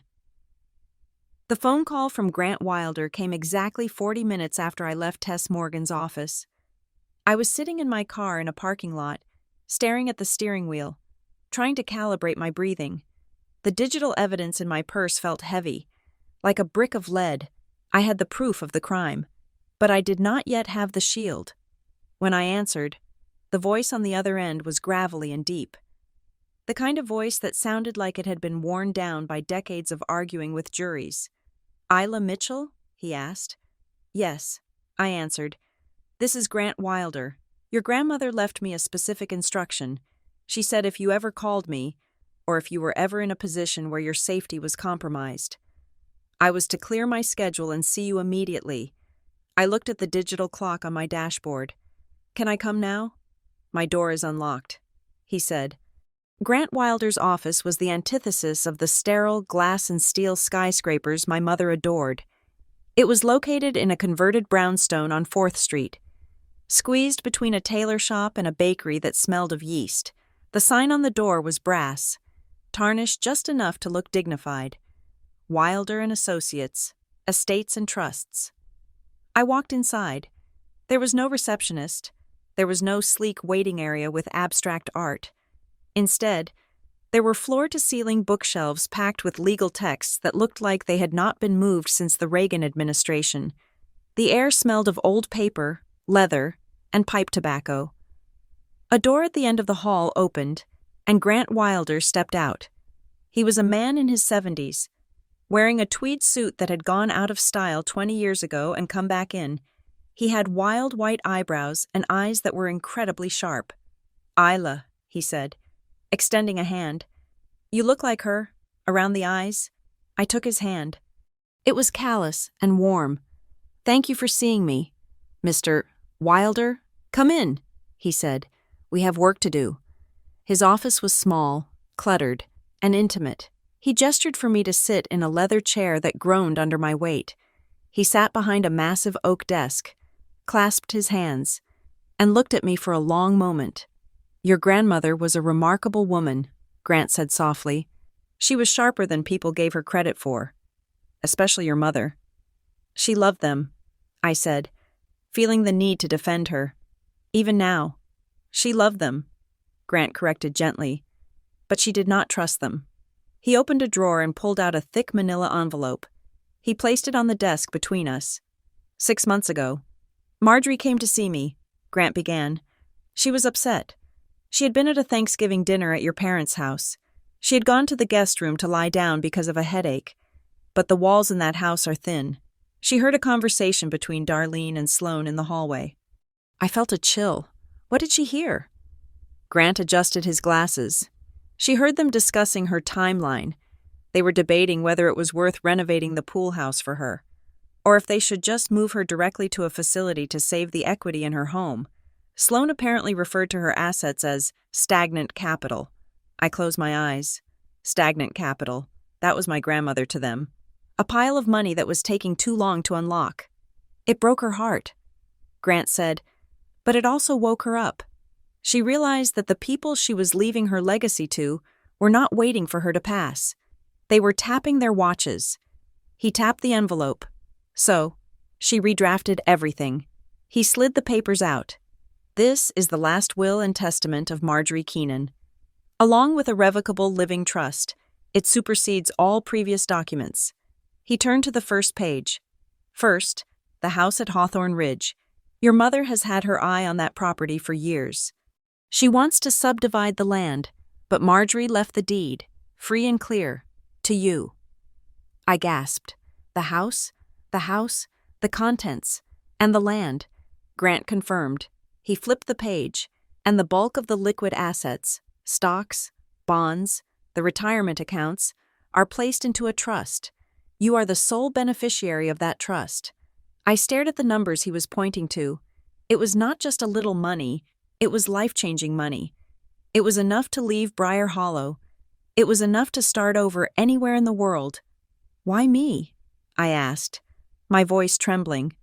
Grant looked at me with a softness that made my throat tighten. "Because she said you were the only one who ever came to see her without asking for something," he said. "She told me. Grant, Isla is the only one who is real. The rest of them are just waiting for the reading of the will. I want to make sure the one person who isn't waiting for it is the one who gets it." He flipped to another section. "Now this is the part that will make them dangerous," Grant said, his tone hardening. "Marjorie knew that if she left everything to you, they would attack you. They would sue. They would claim undue influence. They would claim you manipulated an old woman." He pointed to a paragraph in bold text. "That is why she included a no-contest clause. In simple terms, it states that if any beneficiary challenges the validity of this will or trust in any court of law, they are automatically disinherited from the nominal bequests she did leave them. So if they fight me, they get nothing?" "Zero," Grant said. "It is a poison pill. But there is one more thing," he added, "and given what you told me on the phone about your recent health scare, I think this is the most critical piece." He pulled out a separate document. It was titled Advance Medical Directive and Proxy Designation. "We know you are the proxy," Grant said. "But Darlene and Sloane are currently trying to argue that you are unfit, correct?" "Yes," I said. "They are building a case that I am mentally unstable." Grant nodded. Marjorie anticipated that. He pointed to a section labeled Specific Exclusions. "Read this," he commanded. I leaned in. "I, Marjorie Keenan, specifically and explicitly disqualify my daughter, Darlene Caldwell, and my granddaughter, Sloane Caldwell, from serving as my medical proxy or making any medical decisions on my behalf. This exclusion is due to a fundamental lack of trust regarding their alignment with my best interests and a concern regarding potential conflicts of interest." My mouth fell open. She put it in writing. I whispered. She explicitly banned them. She did. Grant said, she called it the medical proxy override. She told me, if I am ever in a coma, do not let them pull the plug just to get the house faster. I sat back in the leather chair, the magnitude of it washing over me. This was the motive. Darlene and Sloan must have suspected. Maybe they did not know the exact terms, but they knew Grandma had changed something. They knew I was the obstacle. If I was the proxy, I could keep her alive. If I kept her alive, they could not get the money. And if the will was read, they would find out they were cut out. The only way to win was to remove the obstacle before the race finished. If I died from a tragic allergy, the proxy would default to Darlene. They could pull the plug on Grandma, take the money, and then collect the life insurance policy they had taken out on me. It was a triple payday. I looked at Grant. They tried to kill me. Mr. Wilder, I said quietly. 2 nights ago, I told him about the cake. I told him about the forensic evidence Tess Morgan had just secured. Grant listened, his face darkening like a thunderhead. Then we go to the police, he said. We file charges. No, I said. He looked surprised. No, not yet. I said, I thought about the dynamics in my family. I thought about how skilled they were at spinning stories. If I went to the police now, Darlene would already have a version prepared. She'd say I forged the will. She'd say I hacked the cloud. She'd say I was a desperate, jealous daughter trying to set them up. I need them to say it. I told Grant. I need them to admit it. How? Grant asked. We're going to have a meeting, I said, a cold plan taking shape in my mind. A family meeting, but not at Darlene's house. We'll do it in Grandma's hospital room. I glanced at the documents on the desk. I want you to come with me, I said. I want you to bring these papers, but I don't want you to show them the will yet. Not right away. What's the play? Grant asked, leaning forward, intrigued. We tell them there's a legal update regarding Grandma's care, I said. We get them in the room, we get them comfortable, we let them think they're in charge, and then we let them talk themselves into the truth. Grant smiled. It was a slow, dangerous smile. I like your style. Isla, he said. I picked up my phone. My hands were steady. I pulled up Sloane's contact. I pressed call. It rang 3 times. Hello? Sloane answered. Her voice was guarded. She was probably wondering why the sister she had tried to murder was calling her in the middle of the day. Hey, Sloane, I said. My voice was light, breezy. It is Isla. Is everything okay? She asked. You sound better. I am. I said, I am feeling much better. Listen, I just got off the phone with Grandma's medical team, and, well, something has come up regarding the paperwork. There was a pause. What paperwork? The proxy stuff. I said, and apparently, there is a lawyer involved, a man named Grant Wilder. He says he represents Grandma. I heard the sharp intake of breath on the other end. She knew the name. Of course she knew the name. What does he want? Sloane asked, her voice dropping. He wants a meeting. I said, tonight. At the hospital. He says there are some decisions that need to be made immediately regarding Grandma's life support. And he says the current proxy situation is being challenged. Sloane was silent for a moment. I could practically hear the gears turning in her head. She interpreted challenged as Isla is being removed. She thought her plan was working. She thought the mental health crisis I had supposedly had during the allergy attack was enough to disqualify me. Okay, Sloane said, her voice regaining its confidence. We will be there. Mom and Dad too? Everyone, I said. 7 o'clock. Do not be late. I hung up. My eyes found Grant. She thinks she has won. I said. Grant gathered the papers and placed them back in the envelope. He sealed it with a distinct, satisfying crunch. Let her think that. Grant said, arrogance is the best anesthetic. They never feel the knife coming until it is already in the bone. I stood up. One more thing. Grant, I said. Yes? When we are in that room, Do not speak until I give you the signal. Let them talk. Let them fill the silence." He nodded. "I will be a statue." I walked to the door. "Isla," Grant called out. I turned back. "You are not the same person who walked in here 20 minutes ago." He observed. "No." I said, "I am not." I walked out into the street. The afternoon sun was shining, but I did not feel warm. I felt cold, calculated, and ready. I had the digital evidence in my purse, I had the legal evidence in the envelope, and I had the trap set in the hospital room. I drove to my apartment to change. I did not want to look like the victim in the hospital gown anymore. I put on a black blazer, dark jeans, and boots. I pulled my hair back. I applied makeup to hide the lingering puffiness around my eyes. I looked in the mirror. The girl who wanted to be loved was gone. The woman looking back at me was the executioner. I checked the time. 5 o'clock, 2 hours to kill. I sat on my couch and waited. I thought about the text messages Tess had found. I want her to find it when she is hungry. I was hungry now, but not for cake. I was hungry for the look on their faces when they realized that the stagnant capital had just cut them off, and the liability had just become the judge, jury, and warden. At 6:30, I drove to Cedarvale Medical Center. The sun was setting, painting the sky in shades of bruised purple and blood orange. It felt appropriate. I met Grant in the lobby. He was carrying a battered leather briefcase. "Ready?" he asked. I gave him a single nod. We took the elevator up to the ICU. The hum of the hospital was familiar now. It was the sound of the battlefield. We walked down the corridor to room 304. I could see them through the glass window. Darlene was fixing her hair in the reflection of the monitor. Sloane was scrolling on her phone. Russell was staring out the window. They looked bored. They looked impatient. They looked like people who were about to finalize a business transaction. I put my hand on the door handle. "Wait," I whispered to Grant. I took a deep breath. I channeled every ounce of pain, every year of neglect, every moment of feeling invisible. I compressed it all into a tight, hard ball in my chest. Then I pushed the door open. "Hello, family," I said. They turned to look at me. Darlene's eyes flicked to Grant, and I saw a flicker of unease. "Who is this?" Darlene asked.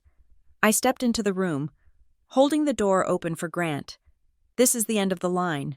"Mom," I thought, but out loud. I just said, "This is Mr.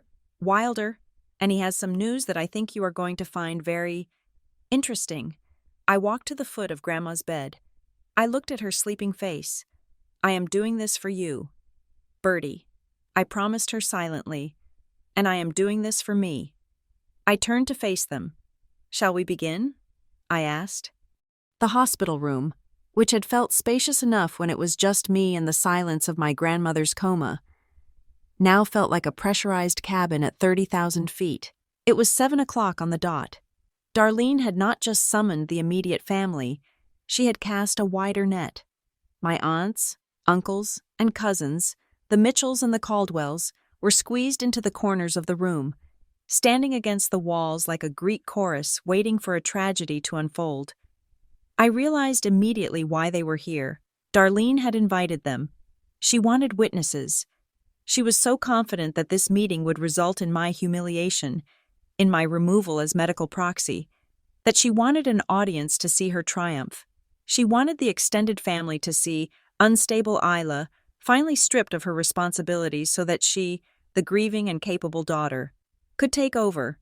It was a bold move. It was also a fatal one. Darlene and Sloane were dressed as if they had just come from a wake. My mother wore a structured black dress with a high collar, projecting an image of stoic, aristocratic suffering. Sloane was in a charcoal silk blouse and black trousers, her face pale, her eyes cast downward in a performance of dutiful sorrow that was so convincing I almost applauded. They had clearly rehearsed this look in the mirror. They were signaling to everyone in the room that the end was near, and that they were the ones carrying the burden. I stood at the foot of the bed, wearing my blazer and jeans, looking not like a mourner, but like a sentry. Grant Wilder stood beside me, his battered leather briefcase resting on the rolling tray table usually reserved for hospital meals. The room buzzed with low whispers until Darlene clapped her hands together once, softly but authoritatively. "Thank you all for coming on such short notice," Darlene said, her voice dropping to a hushed, reverent tone. "As you know, Mother's condition is static. But there are administrative matters that cannot wait. We are here to clarify the chain of command regarding her care." She turned her cold gaze toward me. "Isla has been doing her best," Darlene continued, offering me a smile that looked like a baring of teeth. "But given her recent medical episode and her history of fragility, we feel it is time for the family to step in and relieve her of this burden." There were nods from the peanut gallery. Aunt Linda, my mother's sister, looked at me with pity. Poor Isla. Her eyes said, "Always the broken one." Sloane stepped forward, placing a hand on Darlene's arm. "We just want what is best for Grandma," Sloane said softly, "and right now, that means stable, rational leadership." I stayed silent. I let them build their tower. The higher they built it, the harder it would fall. Grant Wilder cleared his throat. It was a deep, rumbling sound that cut through the room like a foghorn. "Mrs. Caldwell," he said. Darlene looked at him, annoyed by the interruption. "I am sorry. I do not believe we have met." "You are?" "I am Grant Wilder," he said, his voice calm and leveled. "I am Marjorie Keenan's attorney." A ripple of confusion went through the room. Darlene frowned. "Mother did not have an attorney," she said dismissively. "She used the family firm for her estate planning years ago." "She did use them," Grant agreed, "until 6 months ago. When she hired me to redraft her entire estate plan and update her medical directives, the air in the room seemed to vanish." Darlene went rigid. Sloane's hand dropped from her mother's arm. "I am here today to read relevant portions of those documents, as instructed by my client in the event of her incapacitation." Grant said. He opened his briefcase and pulled out the manila envelope. The sound of the paper sliding across the plastic tray table was the only sound in the room. Darlene took a step forward, her composure cracking just a fraction. "We already know what the will says," she snapped. "This is unnecessary. We are here to talk about the proxy, not the estate." "Actually," Grant said, looking over his spectacles, "the two are inextricably linked. And regarding the will, you know a version of it. You do not know this version." He unfolded the document. He did not ask for permission. He simply began to read. "I, Marjorie Keenan, being of sound mind and body, hereby revoke all prior wills and codicils." Grant read. Sloane shifted her weight, looking at Darlene. Darlene's face had gone the color of ash. Grant continued, skipping to the section that mattered. "Regarding my real property located at 104 Hawthorne Ridge, I hereby leave the deed, the home, and all contents therein, solely and exclusively to my granddaughter, Isla Mitchell." The silence that followed was not empty. It was heavy, shocked, and violent. Sloane gasped, a sharp, ugly sound. Aunt Linda put her hand over her mouth. Grant did not stop. "Regarding my liquid assets, investment portfolios, and the entirety of my savings, these are to be placed into a trust for the sole benefit of Isla Mitchell, to be administered by the firm of Wilder and Associates." Sloane exploded. It was not a slow burn. It was an instant detonation. She stepped forward, her face flushing a deep, angry red, the mask of the grieving granddaughter shattering completely. "That is fake," she screamed, pointing a manicured finger at Grant. "That is a fake document. She would never do that. She promised me the house. She told me 2 years ago the house was mine." Darlene grabbed Sloane's arm, trying to restrain her, but Darlene herself was vibrating with rage. "This is ridiculous," Darlene hissed, her voice rising to a shriek. Mother was confused. "She has been slipping for months. Isla must have manipulated her. Isla must have coerced her into signing this. Look at her. She is mentally unstable." She turned to the family, gesturing wildly at me. "You all know it?" Darlene shouted, appealing to the aunts and uncles. "You know Isla. She is dramatic. She is manipulative. She probably told Mother lies about us to get her to sign this. This is fraud. I will have this thrown out of court. I stood there, perfectly still. I did not defend myself. I did not argue. I let them scream. I let them show everyone exactly who they were. Grant waited for them to take a breath. Then he spoke again. His voice was even lower, even deadlier. The document contains a no contest clause. Mrs. Caldwell, he said, if you challenge this will in court and lose, you forfeit the nominal bequests Marjorie did leave you, which, I might add, are significantly smaller than you might expect. I do not care about the clause, Sloane yelled. She was shaking now, her eyes wild. She stole it. She stole my money. And there it was. Not Grandma's legacy, not the family home, my money. The extended family was shifting uncomfortably. They were seeing something they were not supposed to see. They were seeing the greed underneath the grief. Darlene pivoted, realizing she was losing the room. She turned her eyes on me, narrowing them into slits. You did this. She spat at me. You poisoned her mind against us. You have always been jealous of Sloane. You have always been the black sheep. You think you can just steal everything? You are sick. Isla, you are a sick, twisted girl. Grant looked at me. He gave a nearly imperceptible nod.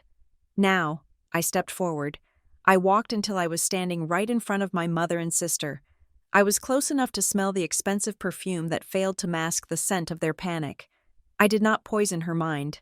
I said, my voice was quiet, but in the stunned silence of the room, it carried to every corner. She saw you. That is all that happened. She finally saw you. Sloane laughed, a harsh barking sound. Oh, please. You are just trying to get back at us because nobody pays attention to you. You are pathetic. I reached into the inner pocket of my blazer. I pulled out a single photograph. It was a high-resolution print of the image Evan Cross had taken in the evidence lab. I held it up. It showed the side of the cream-colored cake box. It showed the elegant lark and lily gold foil sticker peeled back halfway. And it showed the rustic, brown label underneath. Orchard and Hearth. Signature hazelnut flower. I watched Sloane's eyes focus on the photo. I saw the blood drain from her face so fast it looked like a physical blow. Her mouth opened, but no sound came out. Darlene looked at the photo, and for the first time in my life, I saw true, unadulterated fear in her eyes. Not anger, fear. Is that what you call this? I asked. Attention-seeking? I turned the photo so the rest of the room could see it. I held it up for Aunt Linda. I held it up for Uncle Robert. This is the birthday gift Sloane sent me 2 nights ago. I said calmly. A murmur went through the room. It looks like a nice cake, someone whispered. I turned back to Sloane. It came in a box labeled nut-free. I said, from the bakery I trust. But underneath that label, underneath the sticker, someone carefully pasted over the warning, was a label for a hazelnut cake. The room went dead silent. Sloane stepped back, bumping into the tray table. No, she whispered. That is, I did not. Why? I asked. I did not yell. I asked it with a terrifying curiosity, if it was a nut-free gift. Sloane, why is there hazelnut flour underneath? I watched my father. Russell Caldwell had been standing in the corner, looking at the floor as usual, but when I held up the photo, he looked up. He squinted at the image. He looked at the Orchard and Hearth logo. He knew that bakery. He knew I was deathly allergic. He looked at Sloane, then he looked at Darlene. I saw the realization hit him. It was a slow, agonizing dawn. His hands, hanging by his sides, began to shake. Russell? Darlene said, her voice high and tight. Do not listen to her. She doctored it. She is lying. He did not look at her. He kept his eyes on Sloane. Did you? Russell asked. His voice was a croak. Sloane was hyperventilating. She looked trapped. She looked young and scared and guilty as sin. It was a joke, Sloane blurted out. The confession hung in the air like smoke. A joke? I repeated. I did not think you would actually eat it, Sloane stammered. Tears streaming down her face now. Real tears. Terrified tears. It was just to scare you. To make you think. I did not mean. You called 911 before I took the bite. I said. My voice was ice. You told them I was lying. You told them not to hurry. Sloane stopped talking. She realized she had said too much. Darlene stepped in front of her, shielding her like a lioness protecting a cub. But the damage was done. The extended family was staring at them with horror. Aunt Linda had backed away toward the door. This is a misunderstanding, Darlene said, her voice trembling with desperation. We can explain. Isla is twisting things. Grant Wilder stepped forward again. He reached into his briefcase one last time. He pulled out a thick, legal-sized envelope. It was sealed with red wax. It looked heavy. There is one more document, Grant announced. He held the envelope up. Marjorie Keenan left this with me. She gave me explicit instructions. She said this envelope contains information that, should it come to light, would irrevocably alter the standing of this family in the community and in the eyes of the law. Darlene stared at the wax seal. She looked like she was going to vomit. She told me, Grant continued, looking directly at Darlene, that I was to open this only when Isla decided it was enough. Grant turned to me. He held the envelope out. Isla, he asked, is it enough? The room held its breath. I looked at Darlene. She was pleading with me with her eyes. She was terrified. She knew what Grandma knew. She knew the secrets that were buried in that envelope. Or at least, she thought she did. I looked at Sloane, who was sobbing silently into her hands. I looked at my father, who was leaning against the wall, looking like a man whose entire world had just dissolved. I could end it right now. I could give the signal. Grant would open it, and the final nail would be driven into the coffin. But I looked at Darlene's face. She was scared. Yes, but she still had hope. She still thought she could talk her way out of this later. She still thought she could spin this to the family once I left the room. She needed to bleed a little longer. I looked Grant in the eye. No, I said softly. Darlene let out a breath, her shoulders sagging in relief. Not yet, I finished. The relief on Darlene's face vanished, replaced by a fresh, agonizing dread. It is not enough, I said. I turned and walked toward the door. The crowd parted for me like the Red Sea. My family, my aunts, my cousins, looked at me with a mixture of awe and terror. I was no longer the dramatic little girl. I was the one holding the match, and I had just decided to let the fuse burn a little closer to the powder keg. I walked out into the hallway, leaving them in the room with the coma patient, the lawyer, and the terrifying weight of their own sins. The morning after the hospital confrontation, I did not go to work.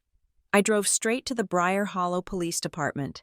I carried a heavy tote bag containing the hard drive from Tess Morgan, the sealed evidence bag with the cake from Evan Cross, and the file of forged insurance documents from Grant Wilder. I sat down across from Detective Lena Ortiz, a woman with sharp features and a no-nonsense demeanor. I laid it all out. I did not cry. I did not embellish. I simply connected the dots between a nut-free label that was a lie, a 911 call that was a weapon, and a $2 million insurance policy that was the motive. Detective Ortiz looked at the evidence for a long time. Then she looked at me. This is not just a family dispute, she said, her voice grim. This is conspiracy to commit assault with intent to do great bodily harm. And given the interference with emergency services, we are looking at felony charges. She opened a case file immediately. But Darlene and Sloane were not going down without a fight. As soon as the police contacted them for questioning, they went on the offensive. They hired a crisis management firm. They gave exclusive interviews to local news outlets, painting a picture of a tragic, mentally unstable daughter who was lashing out because she had been left out of a party. Headlines popped up on my feed. Local family targeted by troubled daughter. The truth about the cake. A cry for help? They called me jealous. They called me a gold digger.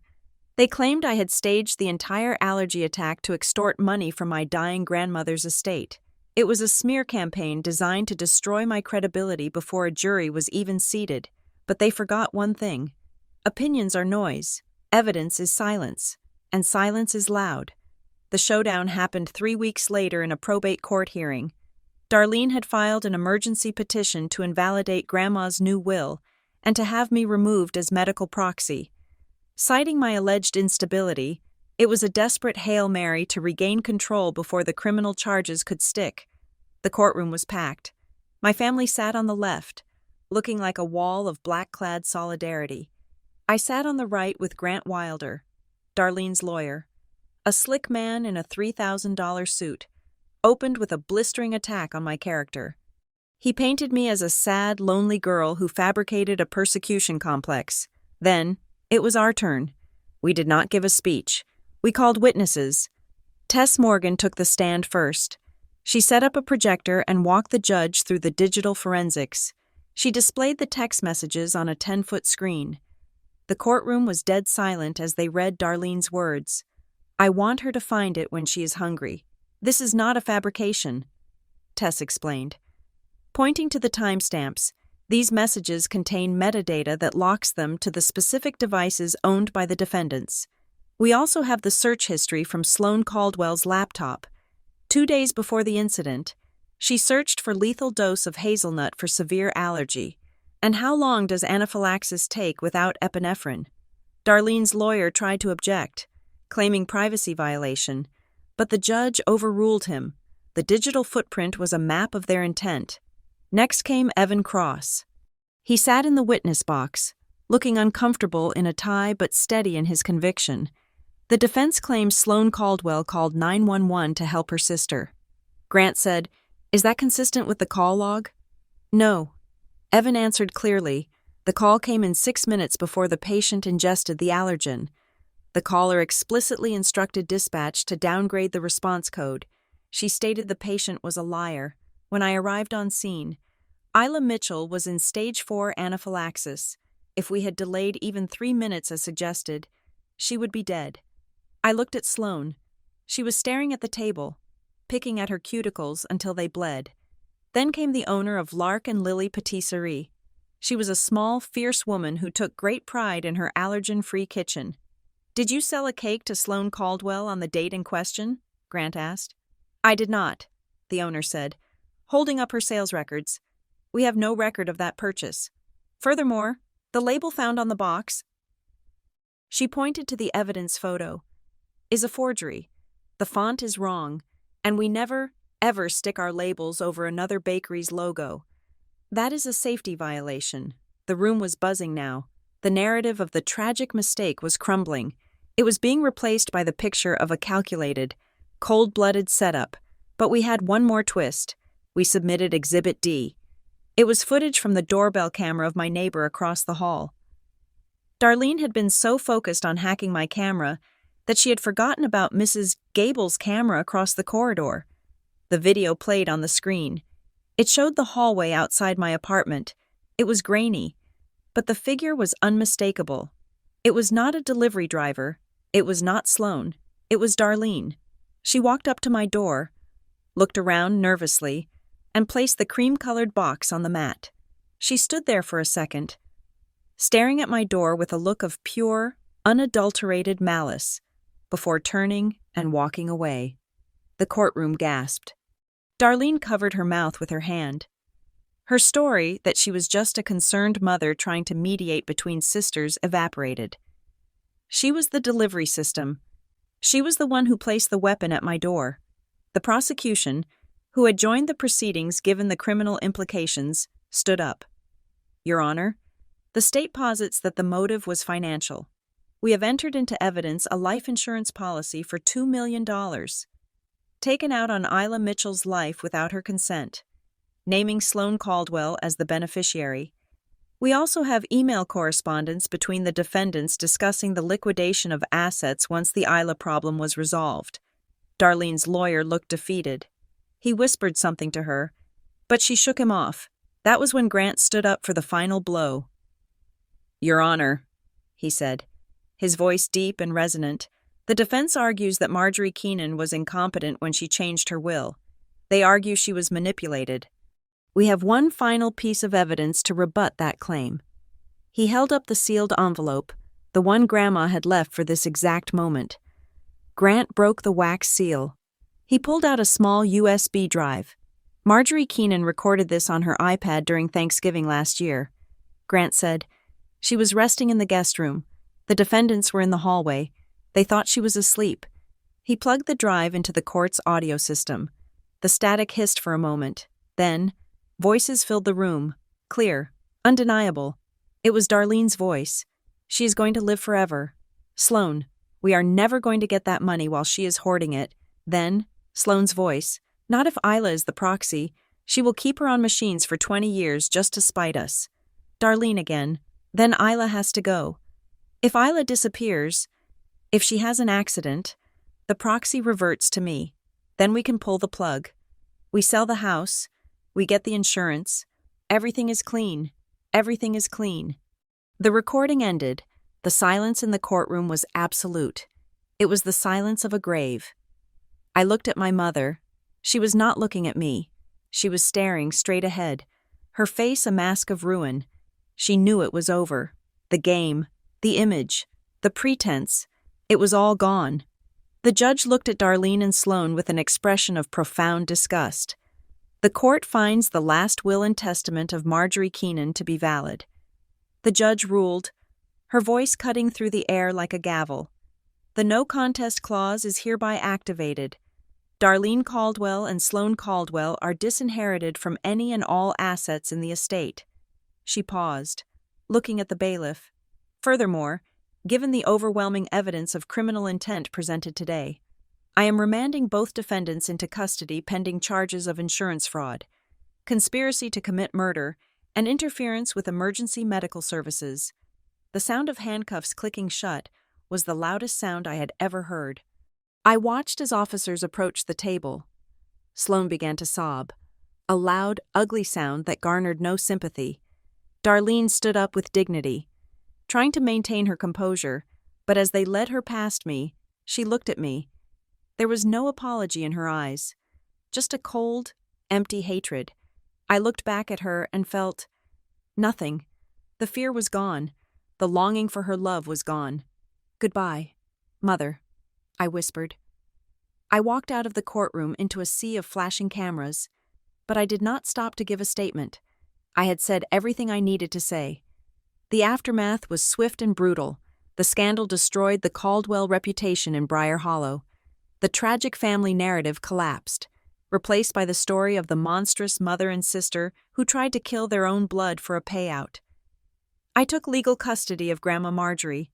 I moved her to a private care facility with a view of the garden, using the funds from the trust. She never woke up from her coma, but I sat with her every day. I held her hand. I told her we won. I told her she was safe. She passed away peacefully 2 months later. Surrounded by love, not vultures, I inherited the house at Hawthorne Ridge. I sold it. I did not want to live in a house full of ghosts. I took the money and the trust fund, and I bought a small, beautiful cottage 3 towns over. I quit my job at the archives. I started writing. On my 26th birthday, I woke up in my new house. The sun was streaming through the windows. It was quiet. I walked into my kitchen. There was no party. There were no 200 guests. There was no tent, but there was a cake on the counter. It was a small lemon butter cake, made from scratch by me, in my own safe kitchen. I invited Evan Cross over. We sat on my back porch, eating cake and drinking coffee, watching the leaves fall. I did not want revenge in the way movies show it. I did not want to scream at them in prison. I did not want to visit them. I realized that the ultimate revenge against a narcissist is not anger. It is irrelevance. I blocked their numbers. I returned their letters unopened. I erased them from my life as completely as they had tried to erase me from theirs. They are sitting in a cell right now, blaming me, blaming the lawyer, blaming the world. They will never understand. But I understand.